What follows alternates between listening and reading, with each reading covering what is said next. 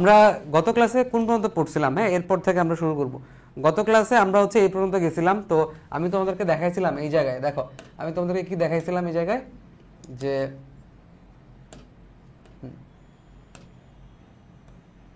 যে এই জায়গায় খেয়াল করো, এই যে পরাগ নালিকা ছিল, এর ভিতরে তোমার একটা নিউক্লিয়াস থাকে যেটা হচ্ছে নালিকা নিউক্লিয়াস। ঠিক আছে, নালিকা নিউক্লিয়াস থাকে।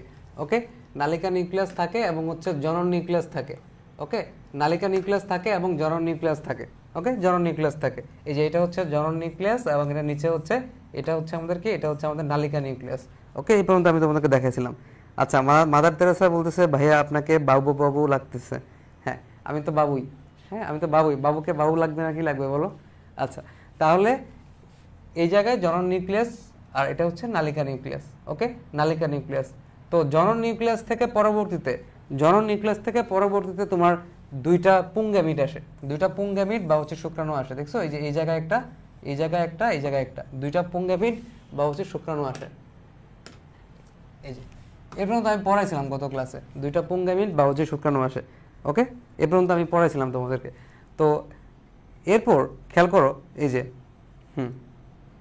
এই যে জনন নিউক্লিয়াসটি মাইটোসিস প্রক্রিয়ায় বিভক্ত হয়ে দুটি পুংগ্যামিট বা হচ্ছে শুক্রাণু তৈরি করে, মেল গ্যামিট বা হচ্ছে শুক্রাণু তৈরি করে।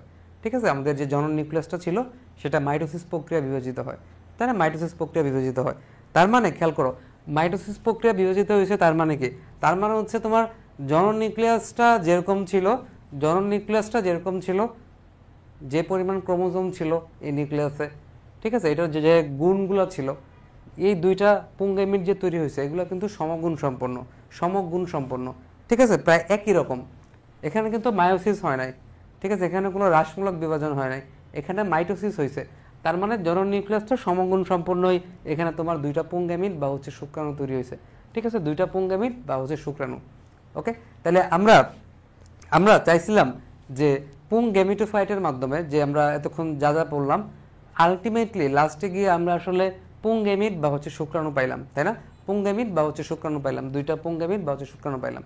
তাইলে আমাদের নিষেক করার জন্য, আমি তোমাদেরকে প্রথম ক্লাসে বলছিলাম, নিষেক করার জন্য আমার শুক্রাণু লাগবে, ডিম্বাণু লাগবে। তো আমি শুক্রাণু কিন্তু তৈরি করে ফেলছি এই জায়গায়। দেখছো, দুইটা শুক্রাণু আমি তৈরি করে ফেলছি এই জায়গায়। ওকে, দুইটা শুক্রাণু তৈরি করে ফেলছি। আচ্ছা, তো এই জায়গার ভিতরে কি কি হলো জিনিসটা আলটিমেটলি যদি আমি বলি, যে একটা পরাগরেণু নিউক্লিয়াস ছিল। ওকে, পরাগরেণু নিউক্লিয়াস ছিল। তো পরাগরেণু নিউক্লিয়াসের ভিতরে তোমার নালিকা নিউক্লিয়াস ছিল এবং হচ্ছে জনন নিউক্লিয়াস ছিল। ঠিক আছে, নালিকা নিউক্লিয়াস ছিল এবং হচ্ছে জনন নিউক্লিয়াস ছিল। তো জনন নিউক্লিয়াসটা পরবর্তীতে মাইটোসিস বিভাজনের মাধ্যমে দুইটা পুংগ্যামিট তৈরি করছে। দেখছো, পুংগ্যামিট এন, এগুলো হচ্ছে এন। ঠিক আছে, পুংগ্যামিট বা হচ্ছে শুক্রাণু, এগুলো এন এবং হচ্ছে টোয়াইস এন। এটা সম্পর্কে আমি প্রথম ক্লাসে খুবই বিস্তারিত আলোচনা করছি, হ্যাপ্লয়েড এবং হচ্ছে ডিপ্লয়েড। কারো যদি মনে হয় যে ভাই হ্যাপ্লয়েড ডিপ্লয়েড কি, তাহলে প্রথম ক্লাসটা দেখবা এবং দ্বিতীয় ক্লাসটা দেখবা। দুই ক্লাসে আমি হ্যাপ্লয়েড এবং ডিপ্লয়েড নিয়ে খুব সুন্দর আলোচনা করছি। ওকে, তাহলে এই জনন নিউক্লিয়াস থেকে যখন দুইটা মাইটোসিস প্রক্রিয়ায় যখন তোমার পুংগ্যামিটগুলো তৈরি হলো, এটা তোমাকে মনে রাখতে হবে, জনন নিউক্লিয়াস থেকে পরবর্তীতে মাইটোসিস প্রক্রিয়ায় তোমার হচ্ছে দুইটা পুংগ্যামিট তৈরি হয়েছে। ওকে, হ্যাঁ, ওকে, তারপর চলো, তাহলে এখন খেয়াল করো, আমরা যে পুংগ্যামিটোফাইটের কথাটা বললাম, পুংগ্যামিটোফাইট, ঠিক আছে, পুংগ্যামিটোফাইটের কথাটা যেটা আমরা বললাম, সেখানে কি কি জিনিস আছে, যে একটা পরাগরেণু ছিল, ঠিক আছে, এই জায়গায় তোমার নালিকা নিউক্লিয়াস ছিল, ঠিক আছে, জনন নিউক্লিয়াস ছিল, পরাগ নালিকা ছিল, পুংগ্যামিট ছিল, এগুলোর সব কিছুর সমন্বয়ে আমার কি তৈরি হয়েছে? পুংগ্যামিটোফাইট তৈরি হয়েছে। এই সবগুলোর সমন্বয়ে পুংগ্যামিটোফাইট তৈরি হয়েছে। তো কেউ যদি সেকেন্ড ক্লাসে না দেখো, তাহলে কিন্তু আবার একটু দেখে নিবে ওটা, তাহলে তুমি এই জিনিসগুলো বুঝতে পারবা ক্লিয়ারলি। কারণ অনেকে হতে পারে যে আজকেই প্রথম ক্লাস করতেছো, সেক্ষেত্রে তোমার একটু বুঝতে কষ্ট হতে পারে, তাহলে আগের দুইটা লেকচার দেখবা, কারণ 3 নাম্বার লেকচারটা আগের দুইটা লেকচারের কন্টিনিউশন। ঠিক আছে, ওখানে আমরা অনেক কিছু নিয়ে আলোচনা করছি, অনেক বেসিক নিয়ে, যেটা এখানে হয়তো আমরা ইগনোর করে যাচ্ছি, যেহেতু ক্লাসটা আমাদের খুব তাড়াতাড়ি শেষ করতে হবে। বাট কেউ যদি প্রথম জয়েন করে থাকো, আজকে চ্যাপ্টারটা প্রথম ক্লাস করতেছো, তাহলে আমি বলবো তুমি আগের দুইটা ক্লাস অবশ্যই দেখবা, তারপরে এখানে ক্লাস করবা। ওকে, আচ্ছা, এরপর এখানে মেইন একটা বিষয়, সেটা হচ্ছে স্পোরোফাইটের উপর নির্ভরশীল। ঠিক আছে, স্পোরোফাইটের উপর নির্ভরশীল। তো স্পোরোফাইটের উপর নির্ভরশীল, এটা দ্বারা আসলে কি বোঝাচ্ছে? হ্যাঁ,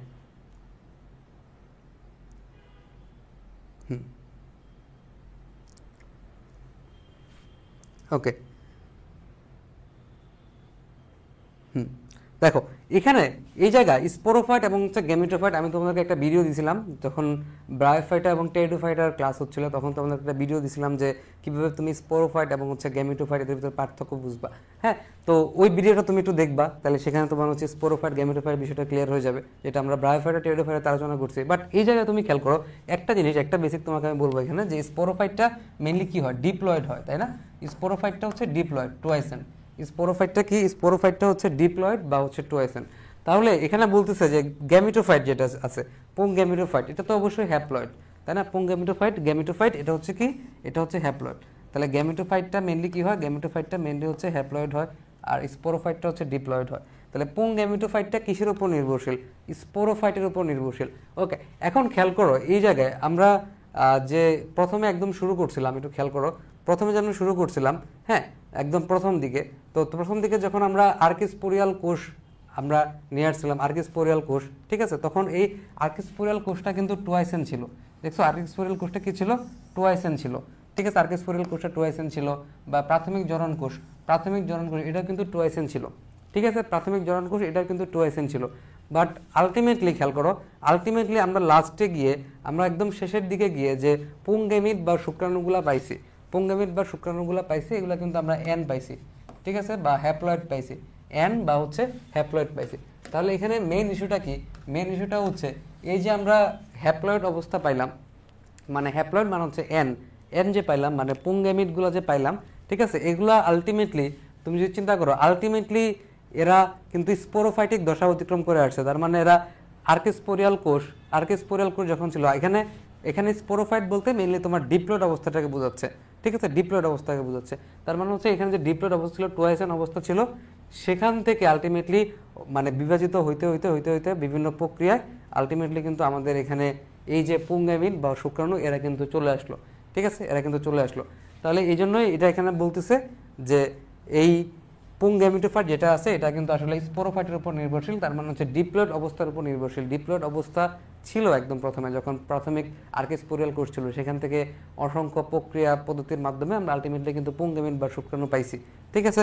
তো এই সম্পূর্ণ হ্যাঁ হ্যাঁ 20 মিনিটের একটা ক্লাস দিয়েছিলাম। হ্যাঁ ইমরান, তুমি হচ্ছে ওই ক্লাসটা আবার সবাইকে দিয়ে দিবা, ঠিক আছে। এখানে একটু তুমি শেয়ার করে দিও টেলিগ্রাম গ্রুপে, তারা দেখে নিবে, কারণ 20 মিনিট ওটা নিয়ে আলোচনা করার মতো অবস্থায় নাই, বা হচ্ছে টাইম নাই আমাদের উপর, ঠিক আছে। স্পোরোফাইট মেইনলি যদি আমি বলি, ফাইট মানে হচ্ছে উদ্ভিদ, আর স্পোর মানে হচ্ছে রেণু, এমন একটা উদ্ভিদ যেটা রেণু তৈরি করে, ঠিক আছে, রেণু তৈরি করে। এবং স্পোরোফাইটিক দশা আমি তোমাদেরকে বলছিলাম এটা হচ্ছে ডিপ্লয়েড বা হচ্ছে টুয়াইসেন, ঠিক আছে। ওই ভিডিওটা তুমি আবার দিয়ে দিবা টেলিগ্রাম গ্রুপে, সবাই একটু দেখে নিবা। এবং কারণ আবার তোমরা এটা ব্রায়োফাইটা টেরিডোফাইটাতেও পড়ছো, ঠিক আছে, সেখান থেকে একটু দেখে নিবা। ওকে, আচ্ছা এরপর আসো, এরপর হচ্ছে ডিম্বকের পরিস্ফুটন, ঠিক আছে, ডেভেলপমেন্ট অফ ওভিউল, ঠিক আছে, ডিম্বকের পরিস্ফুটন। হ্যাঁ ওকে ওকে, তাহলে এই পর্যন্ত ক্লিয়ার কিনা? আমি তোমাদেরকে পুরোপুরি পুংগেমিটটা বোঝাতে পারছি কিনা?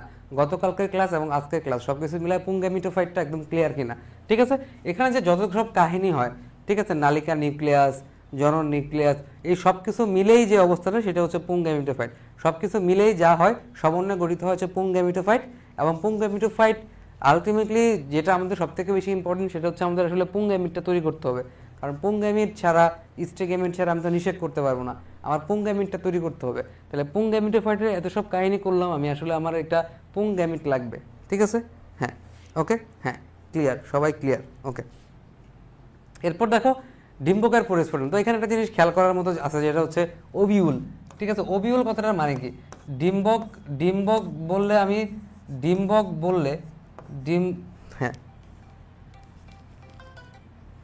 ডিম্বক বললে আমি বুঝবো এটার ইংলিশ কি, এটা লিখে রাখো। ডিম্বকের ইংলিশ কি? ডিম্বকের ইংলিশ হচ্ছে ওভিউল, ঠিক আছে। ডিম্বকের ইংলিশ হচ্ছে ওভিউল, ঠিক আছে। আর ডিম্বাণুর ইংলিশ কি? ডিম্বাণুর ইংলিশ হচ্ছে ওভাম, ঠিক আছে।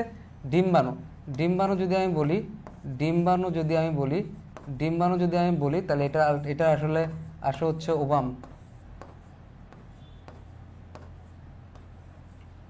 ঠিক আছে। তো এই জায়গায় যাতে প্যাচ না লাগে, ডিম্বক এবং হচ্ছে ডিম্বাণু, একটা হচ্ছে ওভিউল, একটা হচ্ছে ওভাম, ঠিক আছে, ওভাম। আচ্ছা এখন খেয়াল করো, এখন খেয়াল করো এই ডিম্বকটা আসলে কোন জায়গায় থাকে।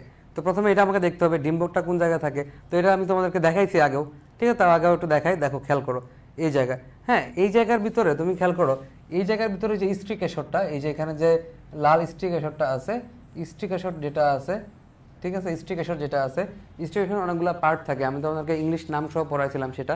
তো সেখানে তুমি খেয়াল করো, এখানে তুমি খেয়াল করো, তো এই জায়গায় প্রথম দিকে হচ্ছে গর্ভমুণ্ড, এই জায়গায় গর্ভমুণ্ড প্রথমে যেখানে আমার পরাগরেণু পতিত হবে, এই জায়গায় গর্ভমুণ্ড, এরপরে পার্টটা হচ্ছে গর্ভদণ্ড, এরপরে এই জায়গার পার্টটা হচ্ছে গর্ভাশয়, ঠিক আছে, এই জায়গাটা হচ্ছে গর্ভাশয়। হ্যাঁ, গর্ভাশয়ের ভিতরে থাকে হচ্ছে আমাদের ডিম্বকটা, ঠিক আছে, গর্ভাশয়ের ভিতরে কি থাকবে, গর্ভাশয়ের ভিতরে থাকবে হচ্ছে ডিম্বকটা, ঠিক আছে। তো একদম ক্লিয়ারলি যদি আমি বলি তাহলে অনেকটা এরকম যে তুমি যখন একটা ফিগার আঁকবা তখন তোমাকে একদম জিনিসটা ক্লিয়ার হয়ে যাবে। বাট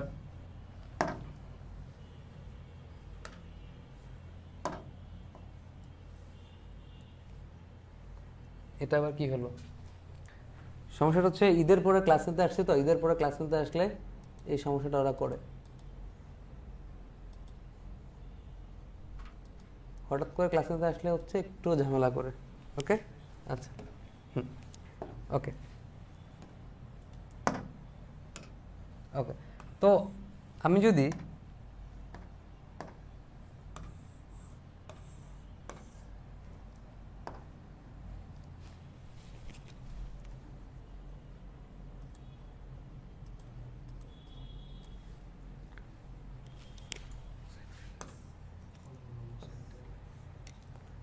আচ্ছা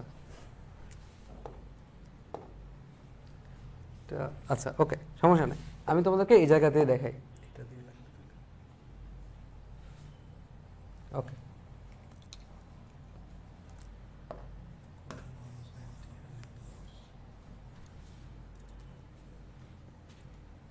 ওকে,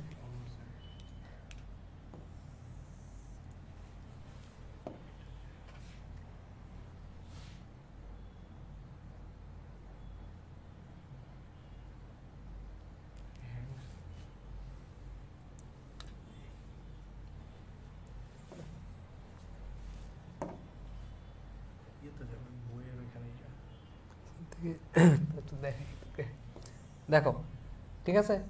তো এই জায়গায় দেখো, এই জায়গায় আমি হচ্ছে তোমার প্রথমত স্ট্রিকেশর রাখছিলাম, ঠিক আছে, স্ট্রিকেশর রাখছিলাম। তো এই জায়গায় তোমার কি ছিল, এই জায়গা ছিল হচ্ছে গর্ভমুণ্ড, হ্যাঁ, এই জায়গায় ছিল হচ্ছে গর্ভমুণ্ড, এরপর হচ্ছে গর্ভদণ্ড, এর নিচে গর্ভাশয়, তাই না, এই সম্পূর্ণ অংশটা হচ্ছে গর্ভাশয়, এই সম্পূর্ণ অংশটা হচ্ছে গর্ভাশয়, ঠিক আছে। এই গর্ভাশয়ের ভিতরে তৈরি হয় কে, ডিম্বক তৈরি হয়, তাই না, গর্ভাশয়ের ভিতরে তৈরি হচ্ছে কে, ডিম্বক, গর্ভাশয়ের ভিতরে তৈরি হচ্ছে ডিম্বক বা হচ্ছে ওভিউল, গর্ভাশয়ের ভিতরে তৈরি হচ্ছে কে, গর্ভাশয়ের ভিতরে তৈরি হয় হচ্ছে ডিম্বক বা হচ্ছে ওভিউল, ঠিক আছে, গর্ভাশয়ের ভিতরে তৈরি হবে কি আমাদের ডিম্বক বা হচ্ছে ওভিউল, ঠিক আছে, ডিম্বক বা হচ্ছে ওভিউল, ঠিক আছে। হ্যাঁ, বোর্ডটা আজকে ঝামেলা করতে, আজকে মানে ছুটির পরে, তো ছুটির পরে হচ্ছে ক্লাস নিতে আসছি, তো সবাই একটু মানে জড়তা কাটে নাই, কারোই জড়তা কাটে নাই, বুঝো না জিনিসটা হচ্ছে এরকম, মানে কারোরই জড়তা কাটে নাই। আচ্ছা,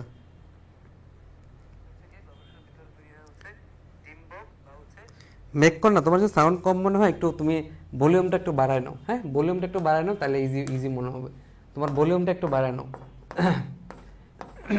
ওকে, আসো এখন এই জায়গায় খেয়াল করো, এই যে ডিম্বাশয়ের ভিতরে, হ্যাঁ, ডিম্বাশয়ের ভিতরে বা গর্ভাশয়ের ভিতরে এই জায়গার ভিতরে অবস্থিত একটা অংশ, গর্ভাশয়ের ভিতরে অবস্থিত একটা অংশ,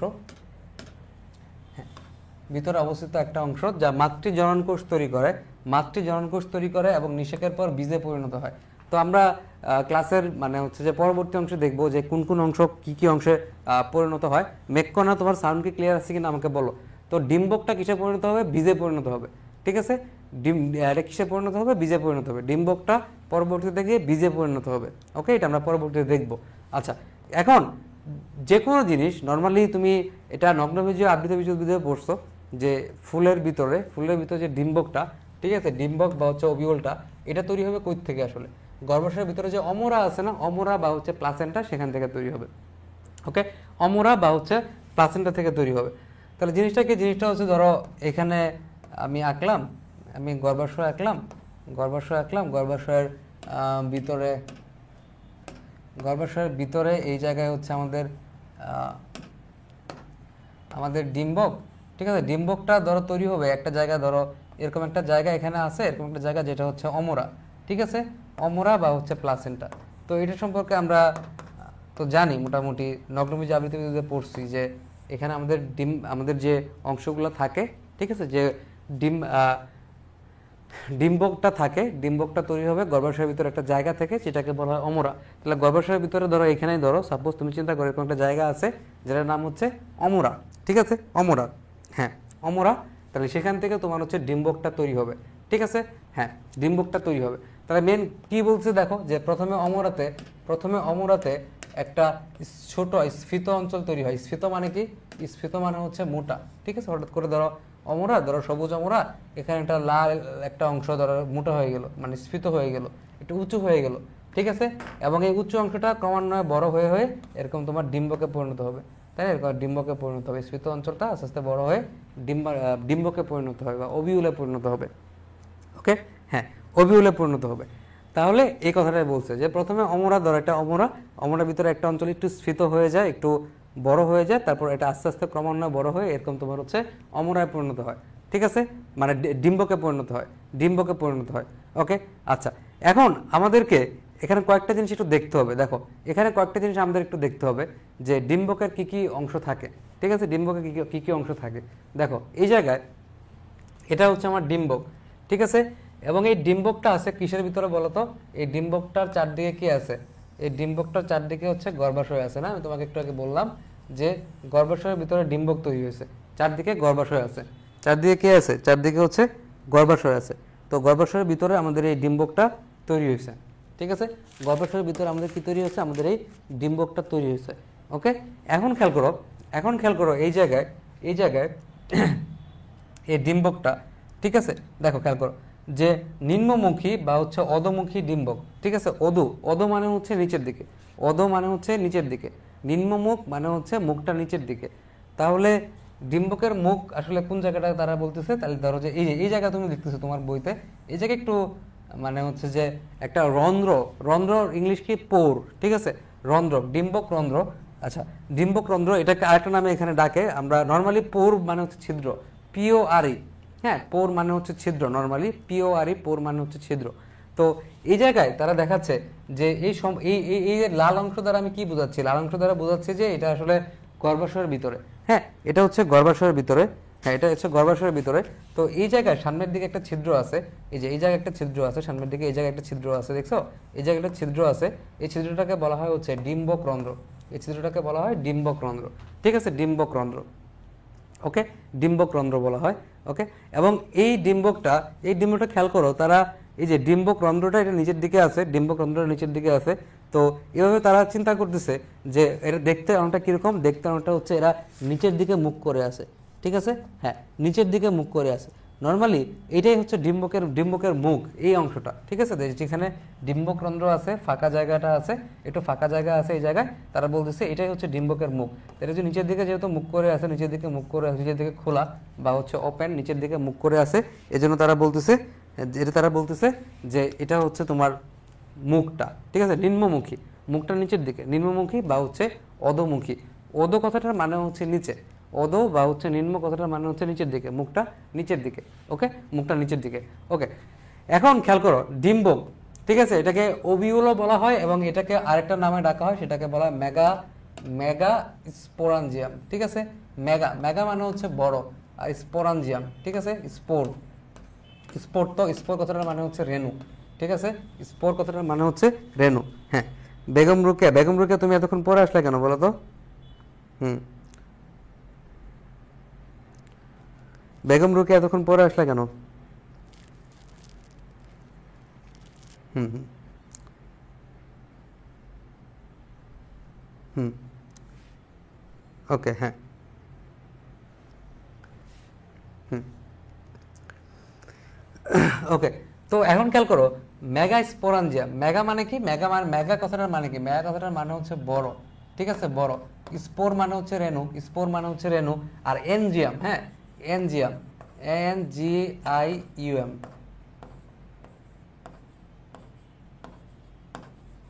বোর্ড হচ্ছে মাথা নষ্ট হয়ে গেছে। এনজিয়াম কথাটার মানে হচ্ছে ভেসেল, ঠিক আছে, এনজিয়াম কথাটার মানে হচ্ছে ভেসেল, ভেসেল অথবা এটাকে বলা হয় কন্টেইনার, কন্টেইনার, ঠিক আছে। এনজিএম কথাটার মানে হচ্ছে ভেসেল অথবা এটাকে বলা হয় কন্টেইনার, কন্টেইনার, কন্টেইনার মানে কি CONTAINER, কন্টেইনার। কন্টেইনার কথাটার মানে হচ্ছে যে ধারণ করে, ঠিক আছে, ধারণ করে।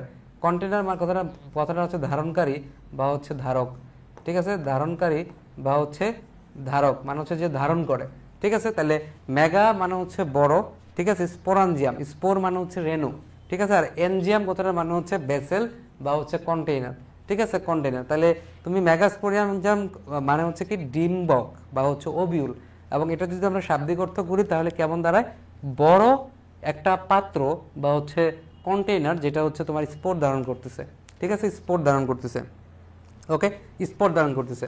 তাহলে ওবিউলটা মেইনলি তোমার, ওবিউলটা মানে কি ডিম্বক, এটাকে আমরা একটা নামে ডাকি মেগাস্পোরাঞ্জিয়াম।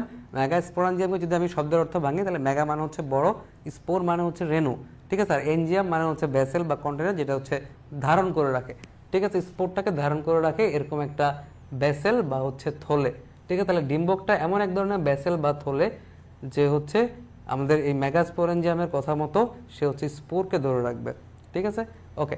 এখন দেখো, এখন খেয়াল করো, এখন খেয়াল করো এই জায়গায় যে ডিম্বক নারী, ঠিক আছে, ডিম্বক নারী কোন পার্টটা, তোমার বইতে খেয়াল করো, খুব সুন্দর করে তুমি বুঝতে পারবা ডিম্বক নারী কোন পার্টটা, ঠিক আছে, ডিম্বক নারী কোন পার্টটা, এই যে এই পার্টটাকে তারা বলতেছে ডিম্বক নারী, ঠিক আছে, ডিম্বক নারী।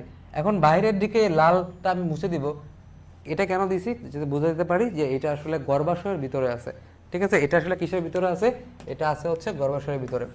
এটা ফিগার একে দেখালে ভালো হতো, বাট আমার ইটাই ডিস্টার্ব করতেছে আজকে, বোর্ডটাই ডিস্টার্ব করতেছে। ওকে, দেখো তোমার বইতে খুব সুন্দরভাবে এবং ক্রিস্টাল ক্লিয়ারলি তুমি বুঝতে পারবা, একদম ক্রিস্টাল ক্লিয়ার তুমি বুঝতে পারবা। দেখো এই যে এই পাশের যে অংশটা, এই পাশের যে অংশটা এটাকে তারা বলতেছে হচ্ছে ডিম্বক নারী, ঠিক আছে, এই অংশটাকে তারা বলতেছে হচ্ছে ডিম্বক নারী, এটাকে তারা বলতেছে হচ্ছে ডিম্বক নারী, ঠিক আছে, ডিম্বক নারী বলতেছে, ঠিক আছে, ডিম্বক নারী, ওকে, ডিম্বক নারী, ওকে। আচ্ছা এখন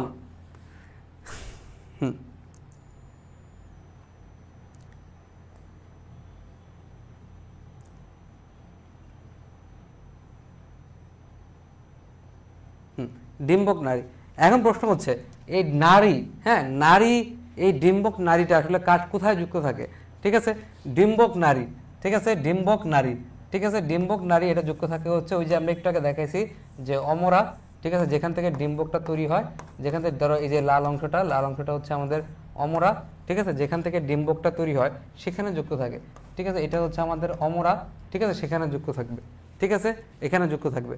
দেখো ডিম্বকের বোটার নেই অংশ, ঠিক আছে, বোটা, এটা একটা বোটার মতো অংশ, এই যে এটা একটা বোটা, এটা একটা বোটা, এটা একটা বোটার মতো অংশ, এই ডিম্বকের বোটার মতো অংশ এটাকে বলা হয় কি ডিম্বক নারী, ঠিক আছে, বন্ডক না ডিম্বক নারী, ওকে। এবং এই ডিম্বক নারীটা যুক্ত থাকে আসলে কার সাথে, এই যে অমরা, এখানে একটা নিচের দিকে একটা অংশ থাকে, ডিম্বাশয়ের নিচের দিকে একটা অংশ থাকে যেখান থেকে ডিম্বকটা তৈরি হচ্ছে সেটাকে বলা হয় অমরা, তারা অমরা যুক্ত থাকে, ওকে, অমরা যুক্ত থাকে। আচ্ছা এখন খেয়াল করো, এখন খেয়াল করো এখানে একটা কথা বলছে যে কোনো কোনো প্রজাতিতে ডিম্বক নারী ডিম্বক ত্বকের সাথে আংশিকভাবে যুক্ত থেকে শিরার মতো গঠন তৈরি করে। তো ডিম্বক ত্বক কোনটা, ঠিক আছে, তোমার বইতে একটু খেয়াল করো, ঠিক আছে, ডিম্বক ত্বক কোনটা তোমার বইতে একটু খেয়াল করো, আমি এখানে তোমাকে সুন্দর করে দেখা দিয়েছি ডিম্বক ত্বক বলতে আসলে কোন পার্টটাকে তারা বুঝাচ্ছেন, ওকে। দেখো এই যে তাহলে ডিম্বকের তারা দুইটা ত্বক পাইছে, দেখো একটা ভিতরের দিকে একটা ত্বক, এই যে ভিতরের দিকে একটা লেয়ার আছে, এই যে ভিতরের দিকে চলে গেছে, এদিকে আর দেখায় নাই ওদিকে, বাট এই যে ভিতরের দিকে লাল অংশটা এটা হচ্ছে কি, এটা হচ্ছে অন্তত্বক, ঠিক আছে, অন্তত্বক, অস্তত্বক লেখা আছে, ভুল লেখা আছে, এটা হচ্ছে অন্তত্বক বা হচ্ছে অন্ত মানে কি, অন্ত কথাটার মানে হচ্ছে ভিতরে, তাহলে ভিতরের দিকে ত্বক এটা হচ্ছে আমাদের অন্তত্বক, ঠিক আছে, অন্তত্বক, ওকে। এবার দেখো, এবার খেয়াল করো বহিত্বক, এই যে এর বাইরের দিকে এই যে সবুজ অংশটা, সবুজ অংশ, সবুজ অংশ এটা আরেকটা ত্বক, এটা এটা আরেকটা ত্বক, এই যে সবুজ অংশটা এটা হচ্ছে কি বহিত্বক, বহি কথাটার মানে হচ্ছে বাহিরে, বহি কথাটার মানে কি বাহিরে, তাহলে লাল অংশটা একটা ত্বক যেটা হচ্ছে একটু ভিতরের দিকে আছে সেটা হচ্ছে অন্তত্বক, ওকে, অন্তত্বক। আর বাহিরের দিকে যেটা সবুজ অংশ এটাকে বলা হয় হচ্ছে বহিত্বক, ওকে, এটাকে বলা হয় বহিত্বক। আর এই দুইটাকে মিলেই আমরা বলতেছি, এই দুইটাকে মিলে আমরা বলি এটা হচ্ছে ডিম্বক ত্বক, ঠিক আছে, ডিম্বক ত্বক। তাহলে ডিম্বক ত্বকের ভিতরে তোমার দুইটা অংশ থাকে, ডিম্বক ত্বক ডিম্বক ত্বকের দুইটা অংশ থাকে, মানে দুইটা পার্ট থাকে। একটা হচ্ছে অন্তত্বক, লাল অংশটা ভিতরের দিকে, এটা হচ্ছে অন্তত্বক। আর সবুজ অংশ যেটা বাইরের দিকে, এটাকে বলা হয় হচ্ছে বহিত্বক। ঠিক আছে, বাইরের দিকের ত্বক। ঠিক আছে, বাইরের দিকের ত্বক। ওকে, এখন বলতেছে কোনো কোনো প্রজাতিতে ডিম্বক নারী, মানে ডিম্বক নারী কোনটা, এই যে ডিম্বক নারীটা, ডিম্বক নারী।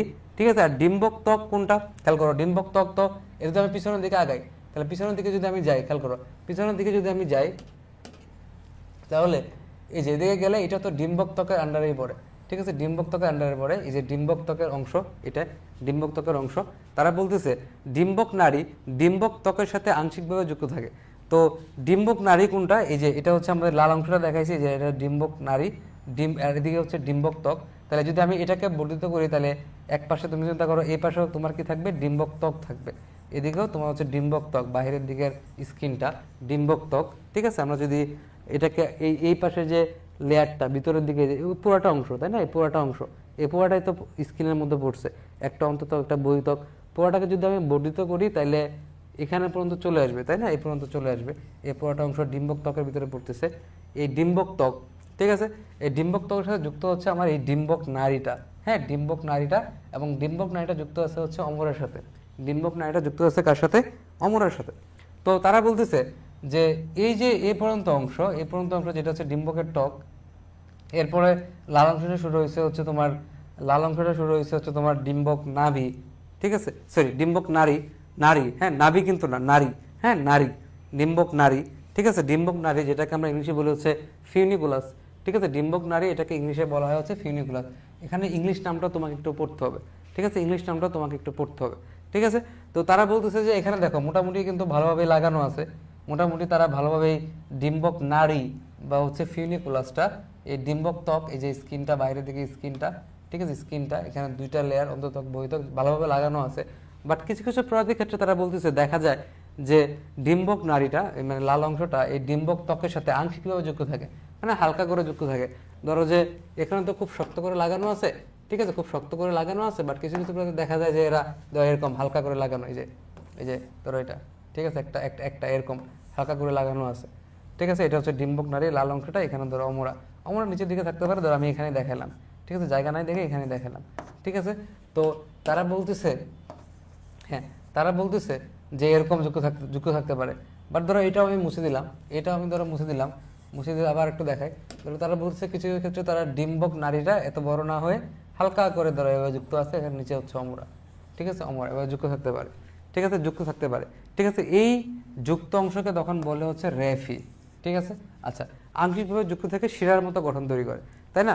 ধরো আংশিকভাবে যুক্ত আছে, ধরো এই যে এই লাল অংশটা, ধরো যে এই রেখাটা আংশিকভাবে যুক্ত আছে, আংশিকভাবে ধরো হালকা করে যুক্ত আছে এই ডিম্বক ত্বকের সাথে। ঠিক আছে, তখন শিরার মতো গঠন তৈরি করে। শিরা তুমি দেখছো না, হাতের যে শিরাগুলো আছে অনেকটা হচ্ছে চিকন, তাই না, হাতের শিরাগুলা, ধরো হাতের রগগুলা, তুমি চিন্তা করতে পারো হাতের রগগুলা, যে শিরাগুলো আছে, এরকম ধরো এরকম একটা লম্বা একটা স্ট্রাকচার তৈরি করছে, এই যে লম্বা একটা স্ট্রাকচার তৈরি করছে, এই যে লম্বা একটা স্ট্রাকচার, হ্যাঁ, লম্বা একটা স্ট্রাকচার শিরা তৈরি করছে, শিরার মতো গঠন তৈরি করছে। আমার হাতের যে রগগুলা দেখো, আমার হাতের যে রক্তনালীগুলো দেখো, এর মধ্যে ধমনী আছে, শিরা আছে, এরকম ধরো একটা রক্তনালীর মতো স্ট্রাকচার এবং শিরার মতো স্ট্রাকচার বা একটা চিকন একটা স্ট্রাকচার তৈরি করছে। ঠিক আছে, তাহলে এটাকে, এই যুক্ত অংশকে বলছে হচ্ছে রেফি। ঠিক আছে, এই যে আমাদের ইয়ের মতো গঠন তৈরি করছে, এই যে আমাদের শিরার মতো গঠন তৈরি করছে, এটাকে বলা হয় রেফি। ঠিক আছে, এটা এই যে শিরার মতো গঠন, এরকম একটা গঠন তৈরি করছে, এই যে শিরার মতো লম্বা গঠন তৈরি করে, এটাকে বলা হয় রেফি। ঠিক আছে, এখন প্রশ্ন হচ্ছে যে এই বইতে রেফি কোথায় দেখানো আছে। তো এখানে আমাদেরকে র্যাফি দেখাইতে হচ্ছে এই যে এটা হচ্ছে র্যাফি। ঠিক আছে, এই যে র্যাফি। ঠিক আছে, এটা হচ্ছে র্যাফি, এটা হচ্ছে রেফি। যে এখানে তোমার বইতে যে স্ট্রাকচারটা দেখাইছে, এটা দ্বারা আসলে কি বোঝাচ্ছে, এটা দ্বারা আসলে বোঝাচ্ছে রেফি। ঠিক আছে, অনেকটা শিরার মতো। ঠিক আছে, অনেকটা শিরার মতো। ঠিক আছে, অনেকটা শিরার মতো একটা গঠন তৈরি করছে, এটাকে বলা হচ্ছে, হাতের যে রগগুলো আছে, রগের মতো একটা গঠন তৈরি করছে, এটা হচ্ছে কি আমার রেফি। ঠিক আছে, এটা হচ্ছে আমাদের কি, এটা হচ্ছে আমাদের রেফি। হুম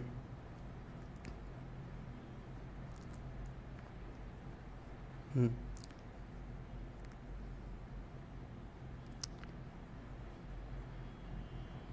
ওকে, আচ্ছা, এখন দেখো এরপর হচ্ছে ডিম্বক নাভি। তাহলে এখানে এই যে স্ট্রাকচারটা এটাকে তারা বলতে হচ্ছে রেফি। ঠিক আছে, তাহলে এই রেফি জিনিসটা কি? রেফি জিনিসটা হচ্ছে কখনো কখনো কি ঘটনা ঘটে, কখনো কখনো হচ্ছে আমাদের এই যে ডিম্বক ত্বকটা বাইরের দিকে ডিম্বক ত্বক এবং এর সাথে যে জিনিসটা যুক্ত ডিম্বক নাড়ি, যেটা যুক্ত ডিম্বক নাড়ি বা হচ্ছে ফিউনিকুলাসটা যুক্ত, এরা একদম এত বড়ভাবে যুক্ত না থেকে, এত খুব ভালোভাবে যুক্ত না থেকে এরা হচ্ছে একটা এরকম এরকম হচ্ছে তোমার এরকম এরকম একটা স্ট্রাকচার তৈরি করে, যাতে এরকম করে হালকা করে যুক্ত থাকতে পারে, হালকা করে যুক্ত থাকতে পারে, নিচে হচ্ছে অমরা, ঠিক আছে, এরকম হালকা করে যুক্ত থাকতে পারে, এরকম হালকা করে যুক্ত থাকতে পারে, এটাকে বলা হয় হচ্ছে রেফি। ওকে, তারপর দেখো ডিম্বক নাভি। ঠিক আছে, ডিম্বক নাভি এই অংশটা কোনটা? এই যে ডিম্বকের যে অংশের সাথে ডিম্বক নারী যুক্ত হয়, ডিম্বকের যে অংশের সাথে ডিম্বক নারী যুক্ত হয় সেটা হচ্ছে ডিম্বক নাভি। তার মানে এই জায়গাটা খেয়াল করো, এই যে এখান থেকে এই পর্যন্ত এই পার্টটা তো ডিম্বক নারীর পার্ট। ঠিক আছে, নারী, ঠিক আছে, ডিম্বক নারীর পার্ট, আমরা বলি না নারী বুড়ি, ওরকম নারী বুড়ির পার্ট। ঠিক আছে, এটা হচ্ছে আমাদের ডিম্বক নারী। আর এই জায়গায় ঠিক আছে, এই জায়গায় গিয়ে আমার এই পাশে হচ্ছে ডিম্বক ত্বক আছে, মানে ডিম্বকের মেইন পার্টটা এখানেই আছে, তাই না? আর লম্বা যে অংশটা যেটা বের হয়ে গেছে নিচের দিকে, যেটা বের হয়ে গেছে নিচের দিকে লম্বা যে অংশটা, এই জায়গা পর্যন্ত, এখান থেকে লম্বা যে অংশটা যার নিচের দিকে অমরা থাকে সেটা হচ্ছে ডিম্বক নারী। ঠিক আছে, ডিম্বক নারী। তো ডিম্বক নারীটা আসার পর ডিম্বকের মেইন প্রধান অংশের সাথে যুক্ত হয়েছে এই জায়গায়, তাই না? অনেকটা এই জায়গায় যুক্ত হয়েছে, এইটাকে বলা হয় হচ্ছে ডিম্বক নাভি বা হচ্ছে হাইলাম। ঠিক আছে, ডিম্বক নাভি বা হচ্ছে হাইলাম, জাস্ট ওই জায়গাটা যেখানে ডিম্বক নারী এসে যুক্ত হয়েছে। ঠিক আছে, যুক্ত হয়েছে, হ্যাঁ। ওকে, তাহলে এটা হচ্ছে ডিম্বক নাভি। এরপর দেখো নিউসেলাস বা হচ্ছে ভ্রূণ পোষক টিস্যু। ঠিক আছে, নিউসেলাস কথাটার মানে কি? নিউসেলাস কথাটার মানে হচ্ছে ভ্রূণ পোষক টিস্যু। নিউসেলাস মানে কি? ভ্রূণ পোষক টিস্যু। ভ্রূণ পোষক টিস্যু মানে কি? পোষক মানে হচ্ছে যে পোষে, যে হচ্ছে কাউকে পালন করে। ঠিক আছে, কাউকে মানে হচ্ছে তোমার কাউকে হচ্ছে কারো ভরণ পোষণ করে। ঠিক আছে, তাকে বলা হয় পোষক। তাহলে ভ্রূণকে যে ভরণ পোষণ করে তাকে বলা হয় নিউসেলাস বা হচ্ছে ভ্রূণ পোষক টিস্যু। ঠিক আছে, মেইনলি এখানে বলতেছে, এখানে কোন জায়গাটাকে ভ্রূণ পোষক টিস্যু বলতেছে খেয়াল করো। দেখো, তো এই জায়গায় তোমার একটা জিনিস তোমাদেরকে একটু ক্লিয়ারলি বুঝতে হবে। ঠিক আছে, তোমাকে এখানে একটা জিনিস ক্লিয়ারলি বুঝতে হবে। হ্যাঁ, ওকে, এখানে তোমাকে একটা জিনিস খুব ভালোভাবে বুঝতে হবে। দেখো খেয়াল করে, ডিম্বক আছে, সবই ঠিক আছে, এই সম্পূর্ণ অংশটা ডিম্বক। হ্যাঁ, সম্পূর্ণ অংশটা ডিম্বক, বাট এই ডিম্বকের ভিতরে এই যে পার্টটা ডিম্বকের ভিতরে এই যে আমার এই পার্টটা, হ্যাঁ, এই পার্টটা, এটাকে আমরা একটা আলাদা নাম দেই। ঠিক আছে, আলাদা নাম দেই, যেটাকে বলা হয় হচ্ছে ভ্রূণথলি। ঠিক আছে, এটাকে আমরা আলাদা নাম দিই, যেটার নাম হচ্ছে কি ভ্রূণথলি। ঠিক আছে, ডিম্বকের ভিতরে এই যে এই থলির মতো গঠনটা, ডিম্বকের ভিতরে এই যে থলির মতো গঠনটা থাকে, এটাকে আমরা আলাদা নাম দেই, যেটাকে বলা হয় হচ্ছে ভ্রূণথলি। ঠিক আছে, এটাকে আমরা কি বলি? এটাকে আমরা বলি হচ্ছে ভ্রূণথলি। ওকে, ভ্রূণথলি। ওকে, ভ্রূণথলি বলি। তো এই ভ্রূণথলির ভিতরে কিছু কিছু অংশ থাকে যেটা সম্পর্কে আমরা বিস্তারিত আলোচনা করব, বাট এর আগে আমরা জাস্ট বলে নেই যে ভ্রূণথলির ভিতরে কী কী জিনিস থাকে। ভ্রূণথলির ভিতরে এখানে একটা সেন্ট্রালি একটা জিনিস থাকে, মানে এই জায়গায় মাঝখানে একটা জিনিস থাকে, যেটাকে আমরা বলি হচ্ছে ডিম্বাণু। তার মানে এই ডিম্বাণু জিনিসটাই কিন্তু আমার কাঙ্ক্ষিত, মানে এই ডিম্বাণু জিনিসটাকেই আমি চাই, কারণ আমরা পুং গ্যামিটোফাইটের মাধ্যমে আমরা পুং গ্যামিট তৈরি করছি, আর এই জায়গায় স্ত্রী গ্যামিটোফাইটের মাধ্যমে আমরা কিন্তু ডিম্বাণুকে তৈরি করতে চাই। কাইলে আমরা শুক্রাণু ডিম্বাণুর মিলন ঘটে আমরা নিষেধ করতে পারবো। ওকে, তো এই যে ডিম্বাণু এবং ডিম্বাণুর দুই পাশে, এই পাশে এখানে একটা তোমার বইতে খেয়াল করো খুব সুন্দর করে এখানে দেখাচ্ছে তারা, এই পাশে এখানে একটা দুইটা কোষ আছে, যেটাকে বলা হয় হচ্ছে সহকারী কোষ। ঠিক আছে, এগুলো সম্পর্কে আমরা বিস্তারিত আলোচনা করবো, বাট এর আগে একটু দেখে নাও। ঠিক আছে, এর আগে দেখে নাও। তাহলে ডিম্বাণু থাকে, ডিম্বাণুর দুই পাশে এক পাশে একটা করে দুইটা সহকারী কোষ থাকে। ওকে, সহকারী কোষ থাকে। ওকে, এবার খেয়াল করো, এই যে আমাদের যে ভ্রূণথলি, এই যে সম্পূর্ণ লাল অংশ যেটাকে আমরা ভ্রূণথলি বলছি, অপোজিট দিকে, ঠিক আছে, অপোজিট দিকে এখানে তিনটা কোষ থাকে। অপোজিট দিকে এই জায়গায়, বিপরীত দিকে এই জায়গায় তিনটা কোষ থাকে, এটাকে বলা হয় হচ্ছে প্রতিপাদ কোষ। ঠিক আছে, প্রতিপাদ কোষ, এটাকে কি বলা হয়? এটাকে বলা হয় হচ্ছে প্রতিপাদ কোষ। তোমার বইতে খেয়াল করো প্রতিপাদ কোষ।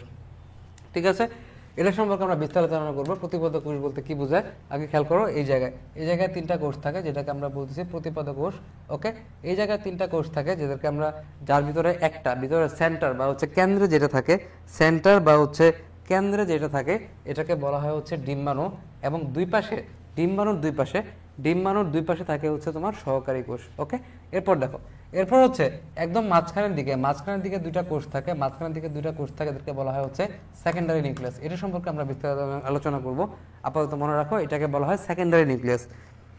ওকে, এটাকে বলা হয় সেকেন্ডারি নিউক্লিয়াস। তাহলে এখন খেয়াল করো, এখন এই যে ভ্রূণথলিটা আছে, এই যে আমার ভ্রূণথলিটা আছে, এই ভ্রূণথলি, ঠিক আছে, এই যে ভ্রূণথলি, তাহলে এই ভ্রূণথলির ভিতরে আমরা কি কি জিনিস পাইলাম আমাকে যদি বলে, তাহলে এই ভ্রূণথলির ভিতরে আমরা কি কি জিনিস পেলাম দেখো। তাহলে সবাই বলো, মুখে মুখে বলো, আমরা মুখস্থ করে ফেলে ক্লাসে, যে এই ভ্রূণথলির ভিতরে তোমার একটা ডিম্বাণু আছে, সেন্টারে একটা ডিম্বাণু আছে, ডিম্বাণুর দুই পাশে আছে হচ্ছে সহকারী কোষ। একটা ডিম্বাণু আছে, ডিম্বাণুর দুই পাশে আছে কে, দুই পাশে আছে হচ্ছে সহকারী কোষ। অপোজিট দিকে আছে তিনটা কোষ, যেদেরকে বলা হয়, এই তিনটা কোষ অপোজিট দিকে দেখতেছো, এদেরকে বলা হয় হচ্ছে প্রতিপদ কোষ। ঠিক আছে, এদেরকে বলা হয় হচ্ছে প্রতিপদ কোষ। এবং মাঝখানে দুইটা নিউক্লিয়াস দেখতে পাচ্ছি আমরা, দুইটা অংশ দেখতে পাচ্ছি, দুইটা নিউক্লিয়াস দেখতে পাচ্ছি, এদেরকে বলা হয় হচ্ছে সেকেন্ডারি নিউক্লিয়াস। ওকে, আমরা বিস্তারিত আলোচনা করব। তো এখন এই যে বিষয়টা এখানে যেগুলো আমি দেখালাম, এই থলির ভিতরে এই যে অংশগুলো আছে এদেরকে একত্রে বলা হয় হচ্ছে ভ্রূণথলি। ঠিক আছে, এই থলির ভিতরে এই যে 3, 4, 5, ঠিক আছে, 6, 7, 8, ঠিক আছে, এই যে 8টা অংশ আমি দেখতে পেলাম, একটা ডিম্বাণু, দুইটা সহকারী কোষ, আমাদের একটা সেকেন্ডারি নিউক্লিয়াস নামে এখানে দুইটা নিউক্লিয়াস দেখতে পাচ্ছি আমি। ঠিক আছে, তারপর হচ্ছে এই জায়গায় প্রতিপাদ কোষ, অ্যান্টিপোডাল সেল। ঠিক আছে, তো এই সবগুলা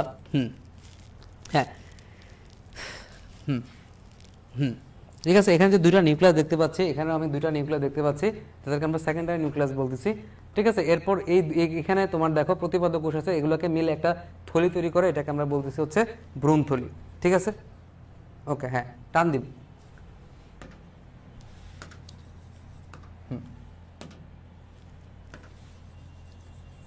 বোর্ডটা ডিস্টার্ব করতেছে না, আমি আগে টান দিতাম। ওকে, যাই হোক, তাহলে এখন দেখো, তাহলে এখন নিউসেলাস বা হচ্ছে ভ্রূণপোষক টিস্যু কোনটা, নিউসেলাস বা ভ্রূণপোষক টিস্যু আসলে কোনটা? এই দেখো, এই যে ভ্রূণথলির চারপাশে এখানে যে কোষগুলো আছে, এখানে যে টিস্যুগুলো আছে, হ্যাঁ, এই জায়গায় যে টিস্যুগুলো আছে এদেরকে বলা হয় নিউসেলাস বা হচ্ছে ভ্রূণপোষক টিস্যু। ঠিক আছে, এটাকে বলা হচ্ছে নিউসেলাস বা হচ্ছে ভ্রূণপোষক টিস্যু। ওকে, এটাকে কি বলা হয়? নিউসেলাস বা হচ্ছে ভ্রূণপোষক টিস্যু। ওকে, আর ডিম্বক ত্বক, ঠিক আছে, যেটাকে বলা হয় ইন্টেগুমেন্ট, হ্যাঁ, ইন্টেগুমেন্ট, ডিম্বক ত্বক। ঠিক আছে, এটা আমি তোমাকে দেখাইছি, এখানে দুইটা ত্বক থাকে, দুইটা লেয়ার থাকে। ঠিক আছে, দুইটা লেয়ার, হ্যাঁ হ্যাঁ, ঠিক আছে, হ্যাঁ, ওকে, ঠিক আছে। এরপর দেখো ডিম্বক রন্ধ্র বা হচ্ছে মাইক্রোপাইল। ওকে, ডিম্বক রন্ধ্র বা হচ্ছে মাইক্রোপাইল। দেখো, এই জায়গায় একটা রন্ধ্র থাকে, এই জায়গায় রন্ধ্র তোমাকে আমি একটা আগেও দেখাইছি, যে এই জায়গায় একটা রন্ধ্র থাকে যেটাকে বলা হয় হচ্ছে ডিম্বক রন্ধ্র। ঠিক আছে, এটাকে বলা হয় ডিম্বক রন্ধ্র। ডিম্বক মূল কোনটা? ঠিক আছে, ডিম্বকের গোড়ার অংশ। দেখো, এই জায়গায় এই পাশে আমি দেখাইছি কি, এই পাশে আমি দেখাইছি হচ্ছে ডিম্বক রন্ধ্র। ঠিক আছে, এটার অপোজিট দিকে এই পাশের অংশ, এটাকে বলা হয় হচ্ছে ডিম্বক মূল। তাহলে তুমি একটা জিনিস খেয়াল করো, এখানে ডিম্বক রন্ধ্র আর ডিম্বক মূলটা কিন্তু একদম অপোজিট দিকে অবস্থান করতেছে। ঠিক আছে, এক পাশে ডিম্বক রন্ধ্র, এই পাশে ডিম্বক রন্ধ্র একটু খোলা ওপেনিং, অপোজিট দিকে হচ্ছে ডিম্বক মূল। ঠিক আছে, অপোজিট দিকে হচ্ছে আমাদের ডিম্বক মূল। ঠিক আছে, অপোজিট দিকে হচ্ছে আমার ডিম্বক মূল।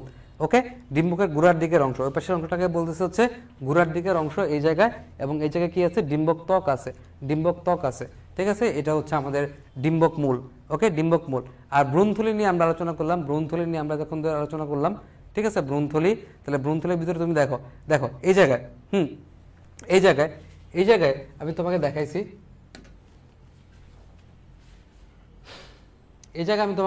এখানে তিনটা অংশ থাকে। প্রথম হচ্ছে ডিম্বাণু এবং দুই পাশে হচ্ছে সহকারী কোষ। তার মানে তিনটা কোষ এখানে, একটা হচ্ছে ডিম্বাণু আর দুইটা হচ্ছে সহকারী কোষ, মোট তিনটা। ঠিক আছে, মোট তিনটা। এই তিনটা অংশ একত্রে বলা হয় গর্ভযন্ত্র। ঠিক আছে, এই তিনটা অংশকে একত্রে কি বলা হয়? এই তিনটা অংশকে একত্রে বলা হয় হচ্ছে গর্ভযন্ত্র। ঠিক আছে, এই তিনটা অংশকে একত্রে কি বলা হয়? একত্রে বলা হচ্ছে গর্ভযন্ত্র বা হচ্ছে ইগ অ্যাপারেটাস। গর্ভযন্ত্র বা হচ্ছে ইগ অ্যাপারেটাস। তাহলে ডিম্বক রন্ধ্রের দিকে তিনটা কোষ যেগুলো থাকে, তিনটা কোষ, এদেরকে বলা হয় হচ্ছে গর্ভযন্ত্র বা হচ্ছে ইগ অ্যাপারেটাস। ঠিক আছে, ইগ অ্যাপারেটাস। তাহলে সব থেকে বড় কোষ যেটা মাঝখানে আছে সেটা কি? সেটা হচ্ছে ডিম্বাণু। ঠিক আছে, একদম মাঝখানে যেটা আছে সেটা হচ্ছে আমাদের কি ডিম্বাণু। ওকে, আর ছোট দুইটা কোষ থাকে এদেরকে বলা হয় সহকারী কোষ। ঠিক আছে, ছোট দুইটা কোষ দুই পাশে থাকে এদেরকে বলা হয় সহকারী কোষ বা এটাকে বলা হয় সিনার্জিড। ঠিক আছে, সহকারী কোষ বা হচ্ছে সিনার্জিড, সহকারী কোষ বা হচ্ছে সিনার্জিড।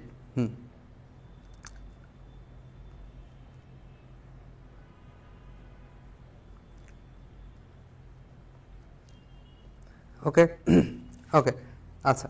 তো এখন এই সিনার্জিড বা সহকারী কোষের একটা গুরুত্বপূর্ণ কাজ আছে যেটা আমরা নিষেকে গিয়ে পড়বো। ঠিক আছে, নিষেকে গিয়ে আমরা পড়বো যে সিনার্জিড বা সহকারী কোষের কাজটা কি। ওকে, আবার তো মনে রাখো এই জায়গায় যে তিনটা কোষ থাকে, এই জায়গায় যে তিনটা কোষ থাকে, ঠিক আছে, যে তোমার হচ্ছে ডিম্বাণু থাকে এবং দুই পাশে সহকারী কোষ থাকে, এদেরকে একত্রে বলা হয় হচ্ছে আমাদের গর্ভযন্ত্র বা হচ্ছে ইগ অ্যাপারাটাস। ঠিক আছে, গর্ভযন্ত্র বা হচ্ছে ইগ অ্যাপারাটাস। ওকে, এরপর দেখো প্রতিপাদক কোষ। প্রতিপাদক কোষ তোমাকে আমি দেখাইছি যে এটার অপোজিট দিকে, এদের অপোজিট দিকে এই জায়গায় তিনটা কোষ থাকে, এদেরকে বলা হয় প্রতিপাদক কোষ। ঠিক আছে, প্রতিপাদক কোষ, আর মাঝখানে থাকে হচ্ছে সেকেন্ডারি নিউক্লিয়াস। প্রতিপাদক কোষের ইংলিশ কি, এটাকে বলা হয় অ্যান্টিপোডাল সেল। প্রতিপাদক কোষ এটাকে ইংলিশে বলা হয় অ্যান্টিপোডাল সেল। এরপর থাকে সেকেন্ডারি নিউক্লিয়াস, দুই মেরু থেকে আসে হচ্ছে দুইটা নিউক্লিয়াস, এদেরকে বলা হয় হচ্ছে সেকেন্ডারি নিউক্লিয়াস। ঠিক আছে, দেখো নিউক্লিয়াস দুইটা মিলিত হয়েছে, দুইটা মিলিত হয়েছে তাই না, দুইজন আসছে তাই না, দুইটা নিউক্লিয়াস। তাহলে দুইটা নিউক্লিয়াস যেহেতু আসছে এই জায়গায়, দুইটা নিউক্লিয়াস যেহেতু এখানে আসছে তাই না, দুইটা নিউক্লিয়াস যেহেতু আসছে, দুইটা নিউক্লিয়াস একসাথে আসছে, তাহলে এখানে আমরা কি আসবে, কি পাবো, আমরা ডিপ্লয়েড পাবো তাই না, 2SN পাবো। এখানে ডিপ্লয়েড বা হচ্ছে 2SN অবস্থা পাবো, n plus n, n plus n is equal to 2SN। ঠিক আছে, 2SN হবে। ওকে ওকে, ঠিক আছে। ওকে, এবার আমরা বুঝছি। তাহলে এরপরে এই জিনিসটা ক্লিয়ার কিনা আমাকে একটু বলো, আমরা টান দিব এখন, সমস্যা নেই। এ পর্যন্ত ক্লিয়ার কিনা বলো দেখি, এ পর্যন্ত ক্লিয়ার কিনা বলো, এ পর্যন্ত বুঝছো কিনা?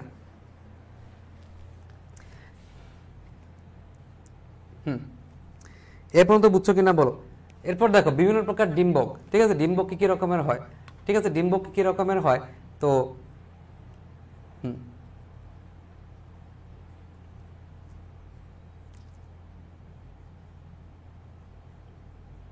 এ পর্যন্ত বুঝছো কিনা আমাকে একটু জাস্ট একটু সবাই একটু কমেন্ট করে বলো এ পর্যন্ত ক্লিয়ার কিনা।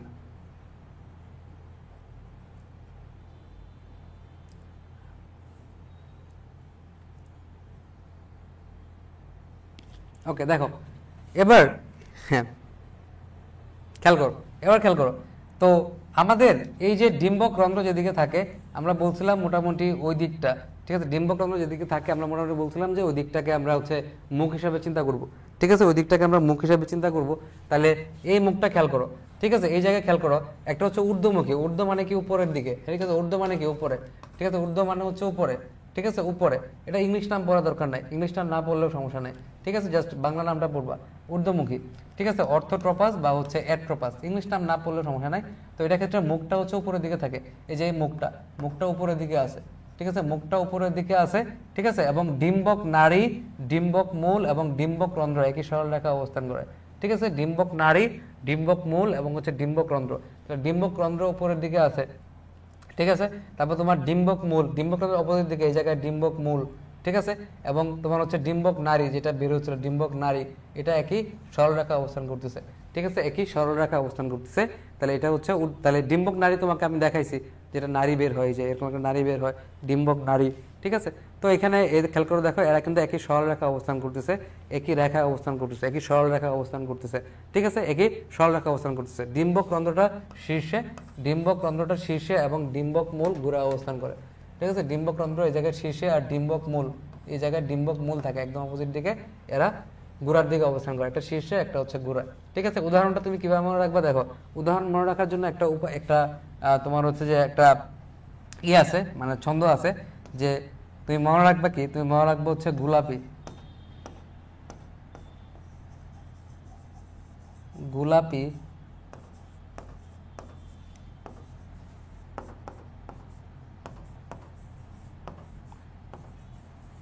গোলাপি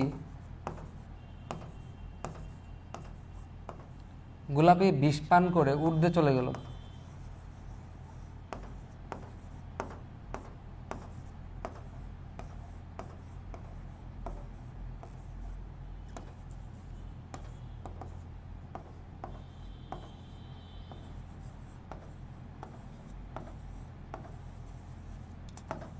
আচ্ছা, কলমটা খুব ডিস্টার্ব করতেছে। ঠিক আছে, গোলাপি বিষ পান করে ঊর্ধ্বে চলে গেল, গোলাপি বিষ পান করে ঊর্ধ্বে চলে গেল। তাহলে এখানে দেখো গোলাপিতে কি একটা হচ্ছে গোলাপি, হ্যাঁ গোলমরিচ, ঠিক আছে, একটা হচ্ছে গোলমরিচ, বিষ, বিষতে হচ্ছে বিষ কাটালি, ঠিক আছে, বিষতে হচ্ছে বিষ কাটালি, পান, পানতে হচ্ছে পানি মরিচ, ঠিক আছে, আর হচ্ছে পান, ঠিক আছে, যেটা তুমি মনে রাখো বিষ কাটালি এটাকেই বলা হয় পানি মরিচ। এগুলো সম্পর্কে বিস্তারিত গবেষণা করতে হবে না, জাস্ট মনে রাখলে হয়েছে। ওকে, এগুলো আমাদের লাগবে না এত কিছু। তাহলে বিষ কাটালি এটা হচ্ছে পানি মরিচ। মেনলি এক্সাম্পলগুলো আমাদের মনে রাখতে হবে, এক্সাম্পল মনে রাখতে হবে, কোন উদ্ভিদ কোথায় আছে এগুলো নিয়ে আমাদের পেন করার দরকার নাই, উদাহরণগুলো মনে রাখবা তুমি জাস্ট, ঠিক আছে। তাহলে বিষ কাটালি এটা হচ্ছে পানি মরিচ, বিষ কাটালি পানি মরিচ, তারপর হচ্ছে তোমার গোলমরিচ এবং হচ্ছে পান। তাহলে গোলাপি বিষ পান করে ঊর্ধ্বে চলে গেল, ঠিক আছে, গোলাপি বিষ পান করে ঊর্ধ্বে চলে গেল। তাহলে হচ্ছে তোমার গোলমরিচ, তারপর হচ্ছে বিষ কাটালি, ঠিক আছে, পান, পানতে হচ্ছে পান, পান, তারপর হচ্ছে পানি মরিচ, ঠিক আছে, ঊর্ধ্বে চলে গেল মানে হচ্ছে ঊর্ধ্বগামী, ঠিক আছে, ঊর্ধ্বমুখী, ঊর্ধ্বমুখী, ঊর্ধ্বতে হচ্ছে ঊর্ধ্বমুখী। তারপর দেখো অধোমুখী বা নিম্নমুখী, মুখটা থাকবে কিসের দিকে, মুখটা থাকবে নিচের দিকে, অধোমুখী বা নিম্নমুখী মুখটা থাকবে নিচের দিকে। এই যে মুখটা নিচের দিকে আছে এটা হচ্ছে অধোমুখী বা হচ্ছে নিম্নমুখী, মুখটা নিচের দিকে থাকে, ঠিক আছে। আচ্ছা, ডিম্বকরন্ধ্র নিচের দিকে থাকে, ঠিক আছে, ডিম্বকরন্ধ্র নিচের দিকে থাকে। এই যে ডিম্বক নারী কাছে, এই যে ডিম্বক নারী, ডিম্বক নারী এই পাশে আর ডিম্বকরন্ধ্র এই পাশে নিচের দিকে থাকতেছে, ঠিক আছে। শিম রেড়ি ছোলা, শিম রেড়ি ছোলা, ওকে।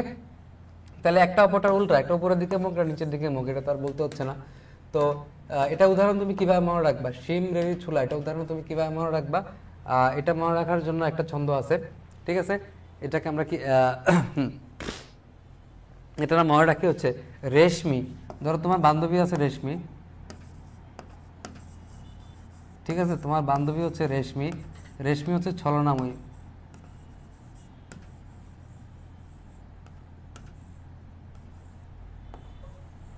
রেশমি হচ্ছে ছলনাময়ী। এটা তুমি কিভাবে মনে রাখবা, রেশমি ছলনাময়ী, ঠিক আছে। হ্যাঁ, ইমরান বলতেছে ভাইয়া খাওয়ার কি কিছু পায় না, না খাওয়ার কিছু পায় নাই এই জন্য এটা খাইছে। রেশমি ছলনাময়ী, হ্যাঁ রেশমি ছলনাময়ী, রেশমি ছলনাময়ী এখানে তুমি কিভাবে মনে রাখবা, রেতে হচ্ছে রেড়ি, ঠিক আছে, রেতে হচ্ছে রেড়ি, রেশমি, ঠিক আছে, এটা হচ্ছে শিম, রেশমি শিম, আর ছলনাময়ী, ছলনাময়ীতে হচ্ছে ছোলা, ঠিক আছে, ছলনাময়ীতে হচ্ছে কি, ছলনাময়ীতে হচ্ছে ছোলা, ঠিক আছে, ছোলা। তাহলে এখানে শিম রেশমি ছলনাময়ী, তোমার বান্ধবী রেশমি হচ্ছে ছলনাময়ী, তাহলে হচ্ছে শিম রেড়ি ছোলা, ঠিক আছে। রেশমি রেতে হচ্ছে রেড়ি, শিমতে হচ্ছে রেশমি, সমিতে হচ্ছে শিম, আর ছলনাময়ী এটাতে হচ্ছে ছোলা, ঠিক আছে। আচ্ছা, আমি একটা পিডিএফ নামের পিডিএফ রাখছিলাম, যে পিডিএফে হচ্ছে যে পিডিএফে কিছু ছবি ছিল, রেড়ির ছবি ছিল। আমি এটা একটু তোমাকে একটু দেখাই, জাস্ট আমি যদি এটা তোমাকে একটু দেখাই,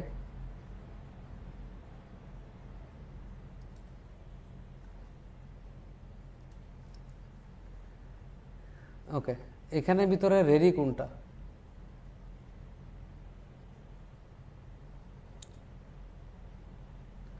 আচ্ছা রেডির ছবিটা আমি এখানে নামাই নাই, ঠিক আছে। এটা আমি যদি তোমাকে একটু দেখাই, ঠিক আছে, রেডির ছবিটা যদি একটু দেখাই, জাস্ট একটু, জাস্ট আউট অফ ইন্টারেস্ট তোমাকে হচ্ছে রেডির ছবিটা দেখাবো। অনেকে মনে হয় ভাই রেডি কি, রেডি জিনিসটা কি আমাদের একটু দেখান, ঠিক আছে। আমি জাস্ট তোমাকে একটু দেখাই রেডি জিনিসটা কি।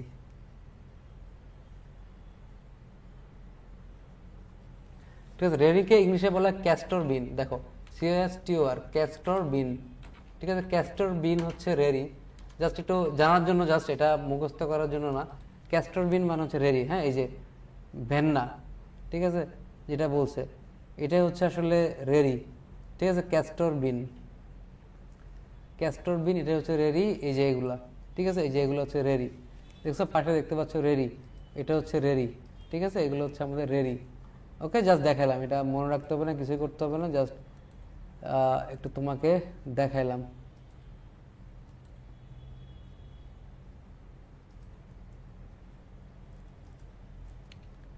ওকে, আচ্ছা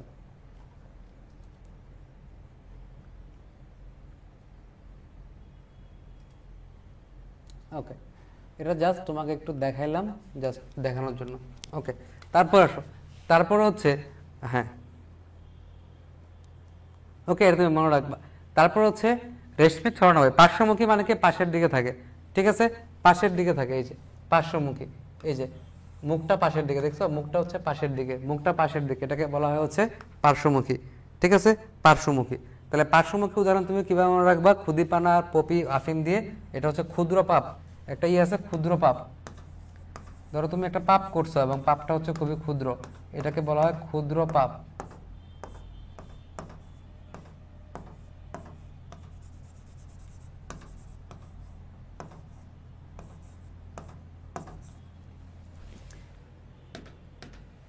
ক্ষুদ্র পাপ। উদ্ভিদ প্রজননের জন্য আর একটা ক্লাস লাগবে, তাহলে শেষ।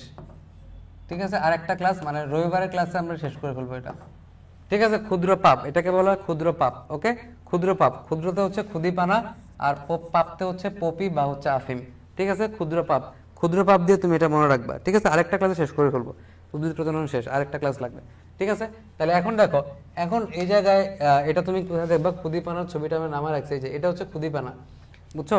এটা হচ্ছে আমাদের ক্ষুদিপানা, এটা হচ্ছে আমাদের ক্ষুদিপানা, আর পপি বা আফিম হচ্ছে এই যে এটা, এটা হচ্ছে আমাদের পপি বা হচ্ছে আফিম। একটু দেখাইলাম, ঠিক আছে, একটু দেখাইলাম। নেক্সট ক্লাসে আমরা উদ্ভিদ প্রজনন শেষ করে ফেলবো। ঠিক আছে, এটা হচ্ছে ক্ষুদিপানা, এটা হচ্ছে ক্ষুদিপানা, এবং এটা হচ্ছে আমাদের পপি বা হচ্ছে আফিম। ঠিক আছে, পপি বা হচ্ছে আফিম। ওকে, যাই হোক, এরপর দেখা, এরপর বক্রমুখী, তার মানে হচ্ছে ডিম্বকের মুখ পার্শ্বমুখীর থেকে একটু বেঁকে নিচের দিকে মুখ করা অবস্থা থাকে। ঠিক আছে, এবং ডিম্বক মূল ডিম্বক নারীর সাথে সমকোণে থাকে। তো এটা খুব সহজে বোঝা যায়। ঠিক আছে, খুব সহজে বোঝা যায়। দেখো এই যে এটা তো পাশের দিকে ছিল, এই জায়গাটা পাশের দিকে, এখান থেকে আরেকটু বেঁকে গেছে, তার মানে এটা যে পাশের দিকে হয়, একটু বেঁকে গিয়ে এই যে মুখটা একটু এভাবে চলে আসছে। ঠিক আছে, একটু এভাবে চলে আসছে, বুঝতে পারছো? একটু এভাবে চলে আসছে, এটাকে তারা বলতেছে কি, এটাকে তারা বলতেছে হচ্ছে তোমার বক্রমুখী। ঠিক আছে, হ্যাঁ, বক্রমুখী। ওকে, এবং এই জায়গায় খেয়াল করো, ডিম্বক রন্ধ্র অঞ্চলটা একটু বাঁকা হয়ে ডিম্বক নারীর কাছাকাছি চলে আসে।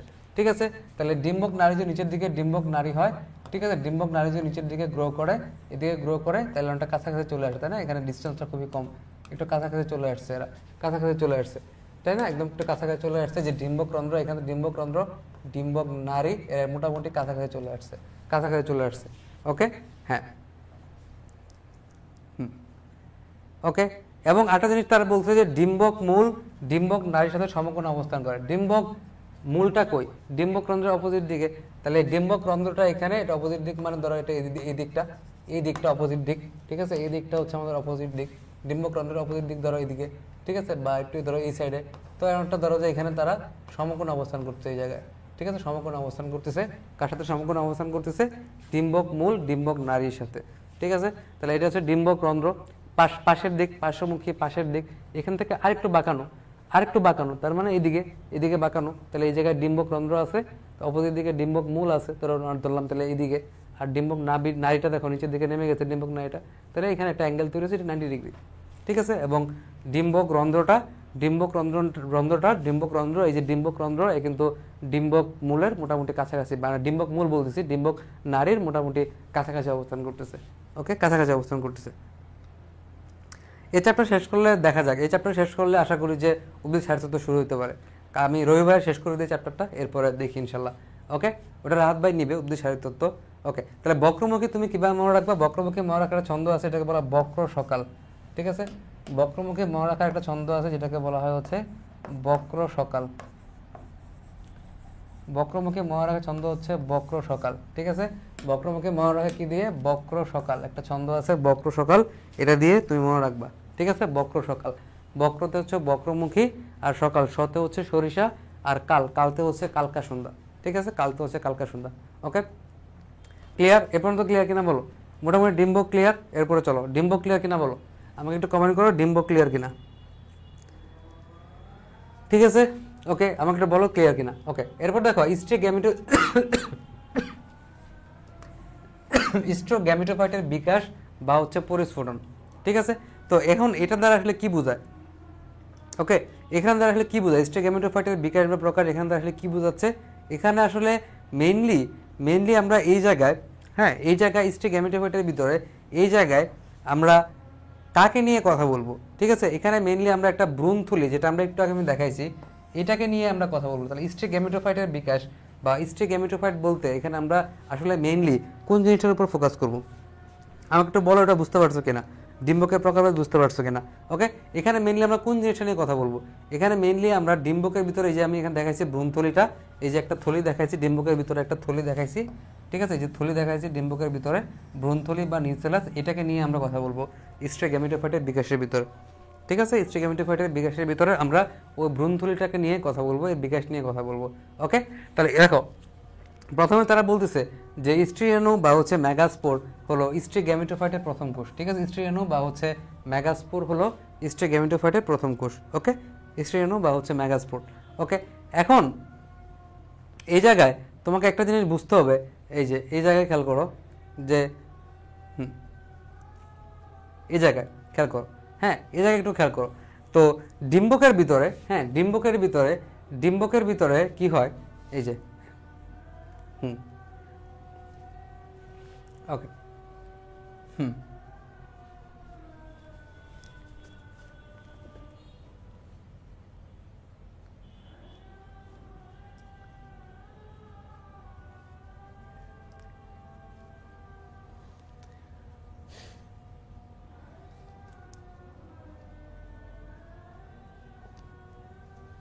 ওকে, হ্যাঁ আসো দেখো ডিম্বকের ভিতরে মেনলি কি কাহিনী হয় একটু খেয়াল করো এই জায়গায়। হ্যাঁ ওকে, জাভেদ কাছে ক্লিয়ার, বাকিরা বুঝছো?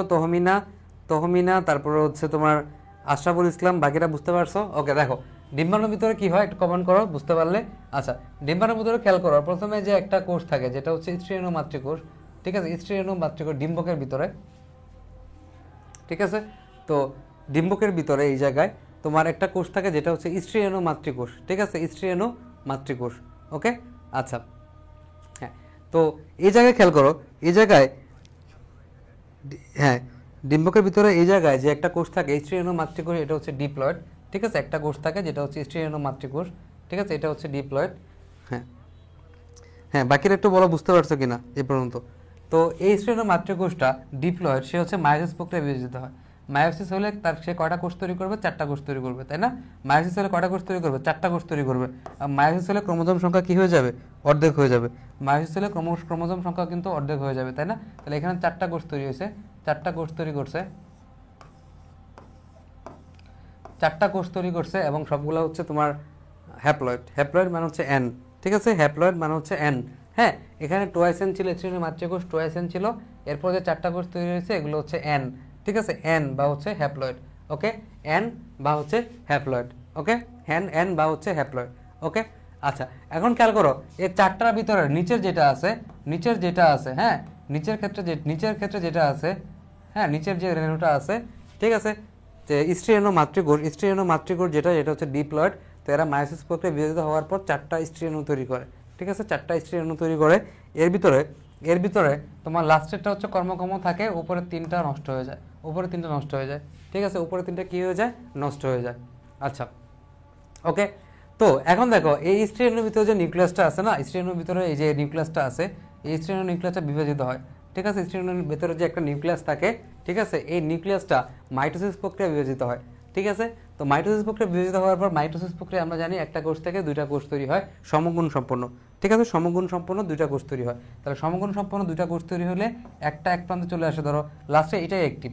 হ্যাঁ, এখানে তোমার প্রথম দিকে একটা মাতৃকোষ ছিল, মাদার সেল, অবশ্যই ডিপ্লয়েড হবে, মাদার সেলগুলো ডিপ্লয়েড হয়, মাতৃকোষ মায়োসিস প্রক্রিয়া বিভাজিত হয়ে 4টা কোষ তৈরি করছে। নিচেরটা অ্যাক্টিভ যেটা আছে সেটা হচ্ছে কর্মক্ষম স্ত্রী রেণু, সব থেকে বেশি অ্যাক্টিভ। তার ভিতরে একটা নিউক্লিয়াস ছিল, এই নিউক্লিয়াসটা পরবর্তীতে মাইটোসিস প্রক্রিয়া 2টা নিউক্লিয়াস তৈরি করবে, একটা নিউক্লিয়াস নিচের দিকে এবং আরেকটা নিউক্লিয়াস হচ্ছে উপরের দিকে। হ্যাঁ, 2টা নিউক্লিয়াস অবস্থা, এটাকে বলা হয় হচ্ছে 2 নিউক্লিয়াস অবস্থা। ঠিক আছে, 2টা নিউক্লিয়াস, একটা নিচের দিকে এবং একটা হচ্ছে উপরের দিকে, এটাকে বলা হয় 2 নিউক্লিয়াস অবস্থা। ঠিক আছে, 2 নিউক্লিয়াস অবস্থা। ওকে, 2 মেরুতে অবস্থান করতেছে। ঠিক আছে, এরপরে কি হয়? হ্যাঁ, এরপর হচ্ছে প্রত্যেকটা নিউক্লিয়াসই আবার ডিভিশন করতেছে, তাই না? প্রত্যেকটা নিউক্লিয়াস আবার ডিভিশন করতেছে। তাহলে এই নিউক্লিয়াসটা এখানে একটা ছিল, সে আবার একবার ডিভিশন করলো, তাহলে একবার ডিভিশন করে সে এখান থেকে একটা থেকে 2টা হয়ে গেল, তাই না? সে এখানে একটা থেকে 2টা হয়ে গেল। তো এরপরে আবার নিচেরটা ডিভিশন হয়ে কি হয়ে গেল? 2টা হয়ে গেল। নিচেরটা ডিভিশন হয়ে কি হলো? 2টা হয়ে গেল। তার মানে প্রথমে ডিভিশন হওয়ার পর 2টা তৈরি হয়েছে, তো এই 2টার ভিতরেও প্রত্যেককে আলাদা করে আবার ভাগ হচ্ছে, বিভাজিত হচ্ছে। তাহলে উপরের একটা ছিল, এটা বিভাজিত হয়ে 2টা কোষ তৈরি করছে, নিচের যেটা ছিল বিভাজিত হয়ে 2টা কোষ তৈরি করছে। তো এখানেও আবার ডিভিশন হয়, দেখো এই কোষটা আবার বিভাজিত হয়ে আবার 2টা কোষ তৈরি করছে, এ আবার বিভাজিত হয়ে আবার 2টা কোষ তৈরি করছে। তার মানে এখানে মেইন কাহিনী কি হয়? এখানে মেইন কাহিনী হচ্ছে যে প্রত্যেকটা মেরু নিউক্লিয়াস, এগুলো তো মেরু, হ্যাঁ এই জায়গাটা হচ্ছে মেরু, এটা হচ্ছে মেরু অঞ্চল, এই জায়গাটা হচ্ছে মেরু। ঠিক আছে, একটা বৃত্ত আঁকলে বা এরকম একটা গঠন আঁকলে এই জায়গাটা হচ্ছে মেরু, এই দুই পাশের জায়গাটা মেরু এবং এই জায়গাটা বিষুবীয় অঞ্চল, ঠিক আছে, মাঝখানে এই জায়গাটা এটাকে বলা হয় হচ্ছে বিষুবীয় অঞ্চল, ঠিক আছে, এটাকে বলা হয় হচ্ছে বিষুবীয় অঞ্চল। ওকে, বিষুবীয় অঞ্চল। ওকে, তাহলে এই এই দুই পাশে এগুলো হচ্ছে মেরু অঞ্চল, মাঝখানে হচ্ছে বিষুবীয় অঞ্চল। তো মেরুতে ডিভিশন হওয়ার পর আস্তে আস্তে তোমার খেয়াল করো, আস্তে আস্তে একটা ছিল, মেরুতে একটা ছিল, পরে দুইটা হয়েছে, আবার ডিভিশন হওয়ার পর চারটা হয়ে গেছে, ঠিক আছে, মাইটোসিস ডিভিশন হচ্ছে এই জায়গায়, মাইটোসিস বিভাজন হচ্ছে, ঠিক আছে, চারটা নিউক্লিয়াস তৈরি হয়েছে, ঠিক আছে, চারটা নিউক্লিয়াস তৈরি হয়েছে। তাহলে এখানে তোমার হচ্ছে দুইবার পরপর দুইবার বিভাজিত হওয়ার পর চারটা করে নিউক্লিয়াস তৈরি করে, ঠিক আছে, চারটা করে নিউক্লিয়াস তৈরি করে। ওকে, তাহলে প্রতি মেরুতে চারটা করে মোট 8টা নিউক্লিয়াস আছে, তাই না? এখন তুমি এই অবস্থায় খেয়াল করো, প্রতি মেরুতে চারটা, এখানে চারটা, এখানে চারটা, চারটা চারটা করে মোট 8টা নিউক্লিয়াস আছে, ঠিক আছে, 8টা নিউক্লিয়াস আছে। ওকে, 8টা নিউক্লিয়াস আছে। ওকে, এখন খেয়াল করো, তারপর তারা কি বলতেছে, তারপর তারা বলতেছে যে প্রতি মেরু থেকে একটা করে নিউক্লিয়াস চলে আসে। এখানে 4টা নিউক্লিয়াস ছিল, তাহলে এখানে 4টা থেকে একটা চলে আসলো, মাঝখানে একটা, মাঝখানে চলে আসলো, এখানে 4টা ছিল, একটা মাঝখানে চলে আসলো, তাহলে এখানে 2টা নিউক্লিয়াস তৈরি হলো, ঠিক আছে, এখানে মাঝখানে একদম বিষুবীয় অঞ্চল, তাই না? মাঝখানে এই অঞ্চলটা হচ্ছে বিষুবীয় অঞ্চল, এখানে 2টা নিউক্লিয়াস আসলো, ঠিক আছে, নিউক্লিয়াস আসলো এবং একসাথে মিলিত হইলো, একসাথে মিলিত হইলো। ওকে, মিলিত হইলো। তো এই যে মিলিত হওয়ার পর এখানে 2টা নিউক্লিয়াস তৈরি হয়েছে, ঠিক আছে, 2টা নিউক্লিয়াস তৈরি হয়েছে, ঠিক আছে, 2টা নিউক্লিয়াস তৈরি হয়েছে। এই দুইটাকে একত্রে তারা কি বলতেছে, একত্রে তারা বলতেছে হচ্ছে, এই দুইটাকে একত্রে তারা বলতেছে, দুইটাকে একত্রে তারা বলতেছে ফিউশন নিউক্লিয়াস বা হচ্ছে সেকেন্ডারি নিউক্লিয়াস, ঠিক আছে। এই দুটো নিউক্লিয়াসকে একত্রে তারা কি বলতেছে, এই দুটো নিউক্লিয়াসকে একত্রে তারা বলতেছে হচ্ছে ফিউশন নিউক্লিয়াস, ফিউশন নিউক্লিয়াস বা হচ্ছে তোমার সেকেন্ডারি নিউক্লিয়াস, ঠিক আছে। হ্যাঁ হ্যাঁ হ্যাঁ, এটা হচ্ছে সেকেন্ডারি নিউক্লিয়াস। তাহলে এই সেকেন্ডারি নিউক্লিয়াস, এটা হচ্ছে এই দুইটা মিলে তৈরি হয়েছে। সেকেন্ডারি নিউক্লিয়াস দুই মেরু থেকে একটা একটা নিউক্লিয়াস এসে মিলিত হয়ে তৈরি করছে। তাহলে এই সেকেন্ডারি নিউক্লিয়াসটা কি হবে বলতো? সেকেন্ডারি নিউক্লিয়াসটা টুয়াইসন হবে না? ফিউশন মানে হচ্ছে একসাথে হওয়া, উপর থেকে একটা, উপর নিচে থেকে একটা, দুইটা একসাথে ফিউজ হয়েছে, একসাথে মিলিত হয়েছে। তাহলে এখানে দুইটা নিউক্লিয়াস আছে, দুইটা নিউক্লিয়াস থাকলে এখানে কি হবে, এই সেকেন্ডারি নিউক্লিয়াস কি হবে বলো? টুয়াইসন হবে, তাই না? টুয়াইসন হবে। তো একটা থাকতো তাহলে এন হইতো, হ্যাপ্লয়েড হইতো, যেহেতু দুইটা আছে তাহলে এটা কি হবে? টুয়াইসন হবে, ঠিক আছে, টুয়াইসন হবে।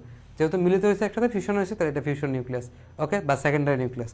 ওকে, এরপর দেখো আমি তোমাকে একটু আগেই বলছি এগ অ্যাপারেটাস বা হচ্ছে ডিম্বাণু যন্ত্র বা হচ্ছে গর্ভযন্ত্র, এটা কি? যেখানে ডিম্বকরন্ধ্র যেখানে থাকে, ঠিক আছে, ডিম্বকরন্ধ্রের দিকে থাকে, যে মেরুটা ডিম্বকরন্ধ্রের দিকে থাকে, ঠিক আছে, ডিম্বকরন্ধ্রের দিকে থাকে সেদিকে। খেয়াল করো, এখন খেয়াল করো, তাহলে এই জায়গায় খেয়াল করো, এই জায়গায় আমি তোমাকে বলছি গর্ভযন্ত্র বা এগ অ্যাপারেটাসের ভিতরে কি কি জিনিস থাকে? তোমার ডিম্বাণু থাকে এবং হচ্ছে সহকারী কোষ থাকে, ডিম্বাণু থাকে এবং সহকারী কোষ থাকে। তাহলে এখন দেখো, তাহলে মাঝখানে এই যে ডিম্বাণু, মাঝখানে এটা হচ্ছে আমার ডিম্বাণু, এর দুই পাশে সহকারী কোষ। তাহলে এই তিনটা কোষকে একত্রে আমি কি বলতেছি? আমি বলতেছি ইগ অ্যাপারেটাস। এই তিনটাকে একত্রে কি বলি? একত্রে আমি বলি হচ্ছে গর্ভযন্ত্র বা হচ্ছে ডিম্বাণু যন্ত্র, গর্ভযন্ত্র বা হচ্ছে ডিম্বাণু যন্ত্র বা হচ্ছে এগ অ্যাপারেটাস, ঠিক আছে, এগ অ্যাপারেটাস। ওকে, এখন খেয়াল করো, এই জিনিসটা থাকে হচ্ছে তোমার ডিম্বকরন্ধ্রের দিকে, ডিম্বকরন্ধ্রের দিকে। জিনিসটা কি? জিনিসটা হচ্ছে যে এখানে দেখলে তুমি বুঝতে পারবা, ডিম্বকরন্ধ্রের দিকে। এখন খেয়াল করো এই জায়গায়, হ্যাঁ, এই জায়গায় ডিম্বকরন্ধ্র কই? এই জায়গায় ডিম্বকরন্ধ্র কই বলো তো? এই জায়গায় ডিম্বকরন্ধ্র হচ্ছে এদিকে, তাই না? এই যে এটা হচ্ছে ডিম্বকরন্ধ্র, তাহলে ডিম্বকরন্ধ্রের কাছে যেটা থাকবে, এই যে এই জায়গা যেটা থাকবে, এটা হবে ইগ অ্যাপারেটাস। তাহলে ডিম্বকরন্ধ্র যেদিকে থাকে, ডিম্বকরন্ধ্র যেদিকে থাকে, এটা কাছাকাছি, যে কাছাকাছি থাকবে হচ্ছে আমার এগ অ্যাপারেটাস বা হচ্ছে গর্ভযন্ত্র, ঠিক আছে। ডিম্বকরন্ধ্রের কাছাকাছি থাকবে হচ্ছে এগ অ্যাপারেটাস বা হচ্ছে গর্ভযন্ত্র, এবং ডিম্বকরন্ধ্রের অপোজিট দিকে, ডিম্বক মূলের দিকে থাকবে যে তিনটা কোষ, সেটা হচ্ছে আমার এন্টিপোডাল সেল বা হচ্ছে প্রতিপাদক। এই তিনটা এন্টিপোডাল সেল বা হচ্ছে প্রতিপাদক কোষ, ঠিক আছে, এন্টিপোডাল সেল বা হচ্ছে প্রতিপাদক কোষ। ওকে, আচ্ছা, ওকে, আচ্ছা, এখন খেয়াল করো যে ডিম্বাণু যন্ত্র আমি বললাম, তাহলে এখানে ডিম্বাণু যন্ত্র বা এগ অ্যাপারেটাস, গর্ভযন্ত্র, এগুলো হচ্ছে প্রায় সেম, একই জিনিস, ঠিক আছে, একই জিনিস। তো এদের মাঝখানে যে কোষটা বড় হয়ে গেছে সেটা হচ্ছে ডিম্বাণু। ডিম্বাণুকে আর কয়েকটা নামে ডাকে, ডিম্বাণু কয়েকটা নাম আছে, যেমন ডিম্বাণুকে এগ বলে, ডিম্বাণুকে ওবাম বলে, ঠিক আছে, ডিম্বাণুকে ওবাম বলে, ডিম্বাণুকে ওস্ফিয়ার বলে, ঠিক আছে, এই তিনটা নামে এদেরকে ডাকা হয়। ডিম্বাণুকে ওস্ফিয়ারও বলা হয়, ঠিক আছে, ডিম্বাণুকে কি বলা হয়? ওস্ফিয়ারও বলা হয়, এটা মনে রাখবা, ওস্ফিয়ার, ঠিক আছে, ওস্ফিয়ার। এটা মানে হচ্ছে কি? ডিম্বাণু। ওকে, ডিম্বাণু, বা এটাকে আমরা ডিম্বাণু বলি বা স্ট্রিগেমিট বলি। পুংগেমিট যেহেতু শুক্রাণু, স্ট্রিগেমিট হচ্ছে ডিম্বাণু। আর দুইটা নিউক্লিয়াস যেটা আছে সেটাকে বলা হয় সিনার্জিড বা হচ্ছে সহকারী নিউক্লিয়াস বা হচ্ছে সাহায্যকারী কোষ। ওকে, আর ডিম্বক মূলের দিকে থাকে যেটা, সেটা হচ্ছে কি? প্রতিপাদক নিউক্লিয়াস বা হচ্ছে প্রতিপাদক কোষ বা এন্টিপোডাল সেল, ঠিক আছে, যেটা আমরা একটু আগে আলোচনা করছি, এন্টিপোডাল সেল, ঠিক আছে। এই ইংলিশগুলো একটু পড়বা, এন্টিপোডাল সেল, ঠিক আছে, এন্টিপোডাল সেল, প্রতিপাদক কোষ, এগ অ্যাপারেটাস, গর্ভযন্ত্র, সেকেন্ডারি নিউক্লিয়াস, ঠিক আছে, এই অর্থগুলো একটু পড়বা। ওকে, আচ্ছা, খেয়াল করো, তাহলে স্ট্রিক গ্যামেটোফাইটটাকে মেনলি কোনটা বোঝাচ্ছি আমি স্টেগমেটোফাইট বলতে আসলে মেনলি কি বোঝাচ্ছে, এই যে ভ্রূণথলি, ঠিক আছে, ভ্রূণথলির ভিতরে যেদিকে আমার ডিম্বকরন্ধ্র থাকে সেখানে তোমার ডিম্বাণু থাকতে সহকারী কোষ থাকতেছে, অপর পাশে তোমার হচ্ছে প্রতিপাদন নিউক্লিয়াস থাকতেছে, যেটা ডিম্বক মূলের দিকে সে জায়গায় থাকতেছে হচ্ছে প্রতিপাদন নিউক্লিয়াস, ঠিক আছে, এবং মাঝখানে যেটা থাকতেছে সেকেন্ডারি নিউক্লিয়াস। এই সবগুলাকে একত্রে আমরা বলি হচ্ছে স্টেগমেটোফাইট। এবং এখানেও তারা স্পোরোফাইটের উপর নির্ভরশীল, তার মানে প্রথম দিকে এখানেও কিন্তু ডিপ্লয়েড অবস্থা ছিল, তারপর আস্তে আস্তে হ্যাপ্লয়েড অবস্থা তৈরি হয়েছে, তাই না? একদম প্রথম দিকে যে স্ত্রী মাতৃকোষ যখন ছিল তখন কিন্তু এখানে ডিপ্লয়েড অবস্থায় ছিল, স্ত্রী মাতৃকোষ যখন ছিল তখন আসলে ডিপ্লয়েড অবস্থায় ছিল, তারপর আস্তে আস্তে গিয়ে সে হচ্ছে হ্যাপ্লয়েড অবস্থায় পরিণত হয়েছে, বুঝছো? আস্তে আস্তে গিয়ে হ্যাপ্লয়েড অবস্থায় পরিণত হয়েছে। এই চ্যাপ্টারটা আর মানে তেমন কোনো কিছুই নাই বোঝার মতো, আর একটা ক্লাস লাগবে আমার, আর নেক্সট ক্লাসটা, ঠিক আছে, রবিবারে একটা ক্লাস, ওই একটা ক্লাসে এই চ্যাপ্টারটা শেষ হয়ে যাবে, একদম ছোট চ্যাপ্টার, ঠিক আছে। ওকে, এই পর্যন্ত বুঝছো? আচ্ছা, এখানে দেখো, এখানে লিখছে, এখানে তোমার কি কি লিখছে দেখো, এই যে এখানে একটা জিনিস খেয়াল করো, এখানে একটা জিনিস বোঝার আছে, যে একটু খেয়াল করো যে হচ্ছে ভ্রূণথলির গঠন, ঠিক আছে, ভ্রূণথলি বা হচ্ছে এমব্রায়ো স্যাক মানে হচ্ছে থলি, এমব্রায়ো মানে হচ্ছে ভ্রূণ, ঠিক আছে, এমব্রায়ো থলি। তো এটা মনে 3 ধরনের হয়, একটা হচ্ছে মনোস্পোরিক, একটা হচ্ছে বাইস্পোরিক, একটা হচ্ছে খেয়াল করো, একটা হচ্ছে তোমার হচ্ছে টেট্রাস্পোরিক, ঠিক আছে, টেট্রাস্পোরিক। এখন খেয়াল করো এই জিনিসটা কি আসলে, মনোস্পোরিক মানে কি? মনোস্পোরিক মানে হচ্ছে একটা স্ত্রীণু ভ্রূণথলি গঠনের অংশ নেয়, একটা স্ত্রীণু, মনো মানে এক, মনো কথাটার মানে কি? মনো কথাটার মানে হচ্ছে এক, ঠিক আছে, তাহলে এখানে একটা স্ত্রীণু ভ্রূণথলি গঠনের অংশ নেয়। এই যে আমি তোমাদেরকে দেখাইছি, এই জায়গায় একটা স্ত্রীণু, দেখো এই জায়গায় স্ত্রীণু কোনটাই দেখো, প্রথমে স্ত্রীণু মাতৃকোষ ছিল, তার ভিতরে মায়োসিস হয়েছে, মায়োসিস হওয়ার পর তোমার 4টা স্ত্রীণু তৈরি হয়েছে, তার ভিতরে 3টাই নষ্ট হয়ে যায়, বাট একটা কর্মক্ষম থাকে। তাহলে এই একটা কর্মক্ষম স্ত্রীণু আলটিমেটলি গিয়ে তোমার কি তৈরি করছে, দেখছো, একটা পূর্ণাঙ্গ ভ্রূণথলি তৈরি করছে, ওকে। তাহলে যদি একটা স্ত্রীণু ভ্রূণথলি গঠন করে তখন এটাকে বলি মনোস্পোরিক। বাই মানে হচ্ছে 2, ঠিক আছে, বাই কথাটার মানে হচ্ছে 2, তাহলে বাইস্পোরিক মানে এখানে 2টা স্ত্রীণু ভ্রূণথলি গঠনে অংশগ্রহণ করবে, ঠিক আছে। এর কোথা থেকে? এলিয়াম স্যাপা, তোমরা পড়ছো না, পেঁয়াজের বৈজ্ঞানিক নাম এলিয়াম স্যাপা, ঠিক আছে,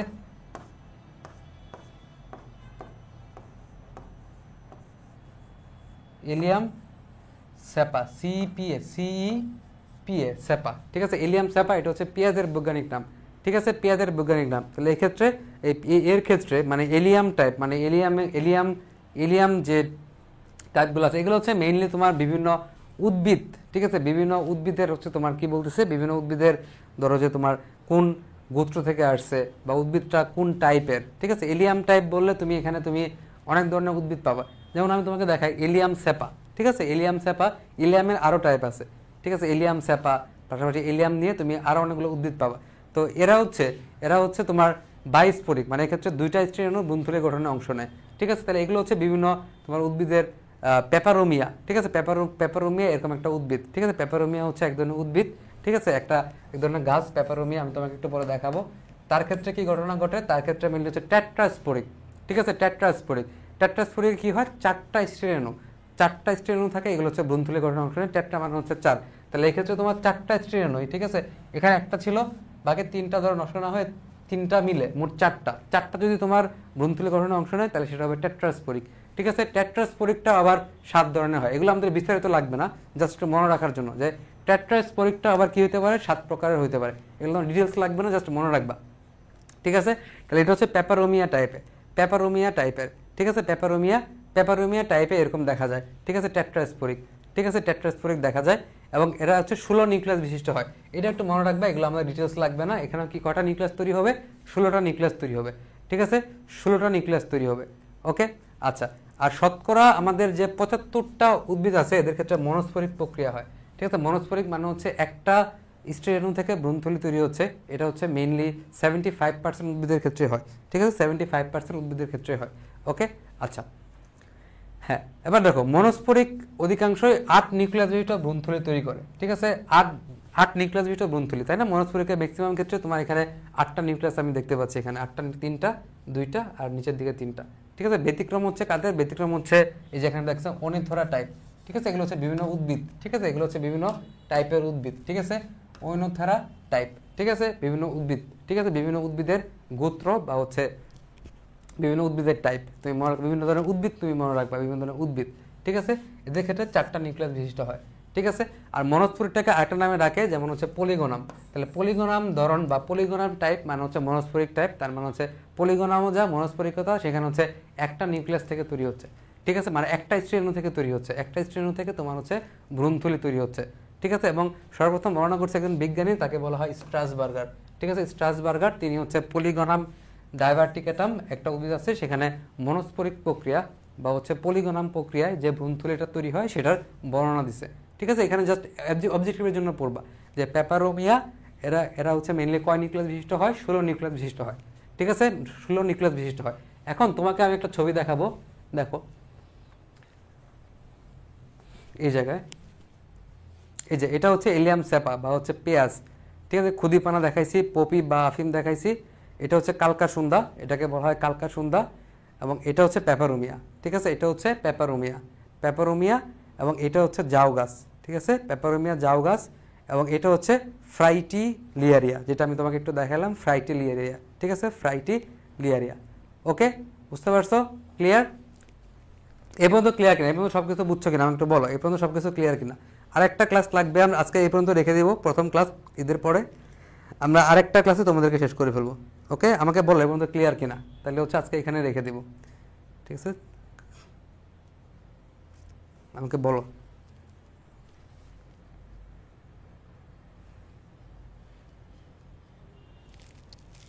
ওকে, সবাই বুঝতে পারছো? ওকে, ঠিক আছে, তাহলে আজকে এই পর্যন্ত থাকুক, নেক্সট ক্লাসে দেখা হবে।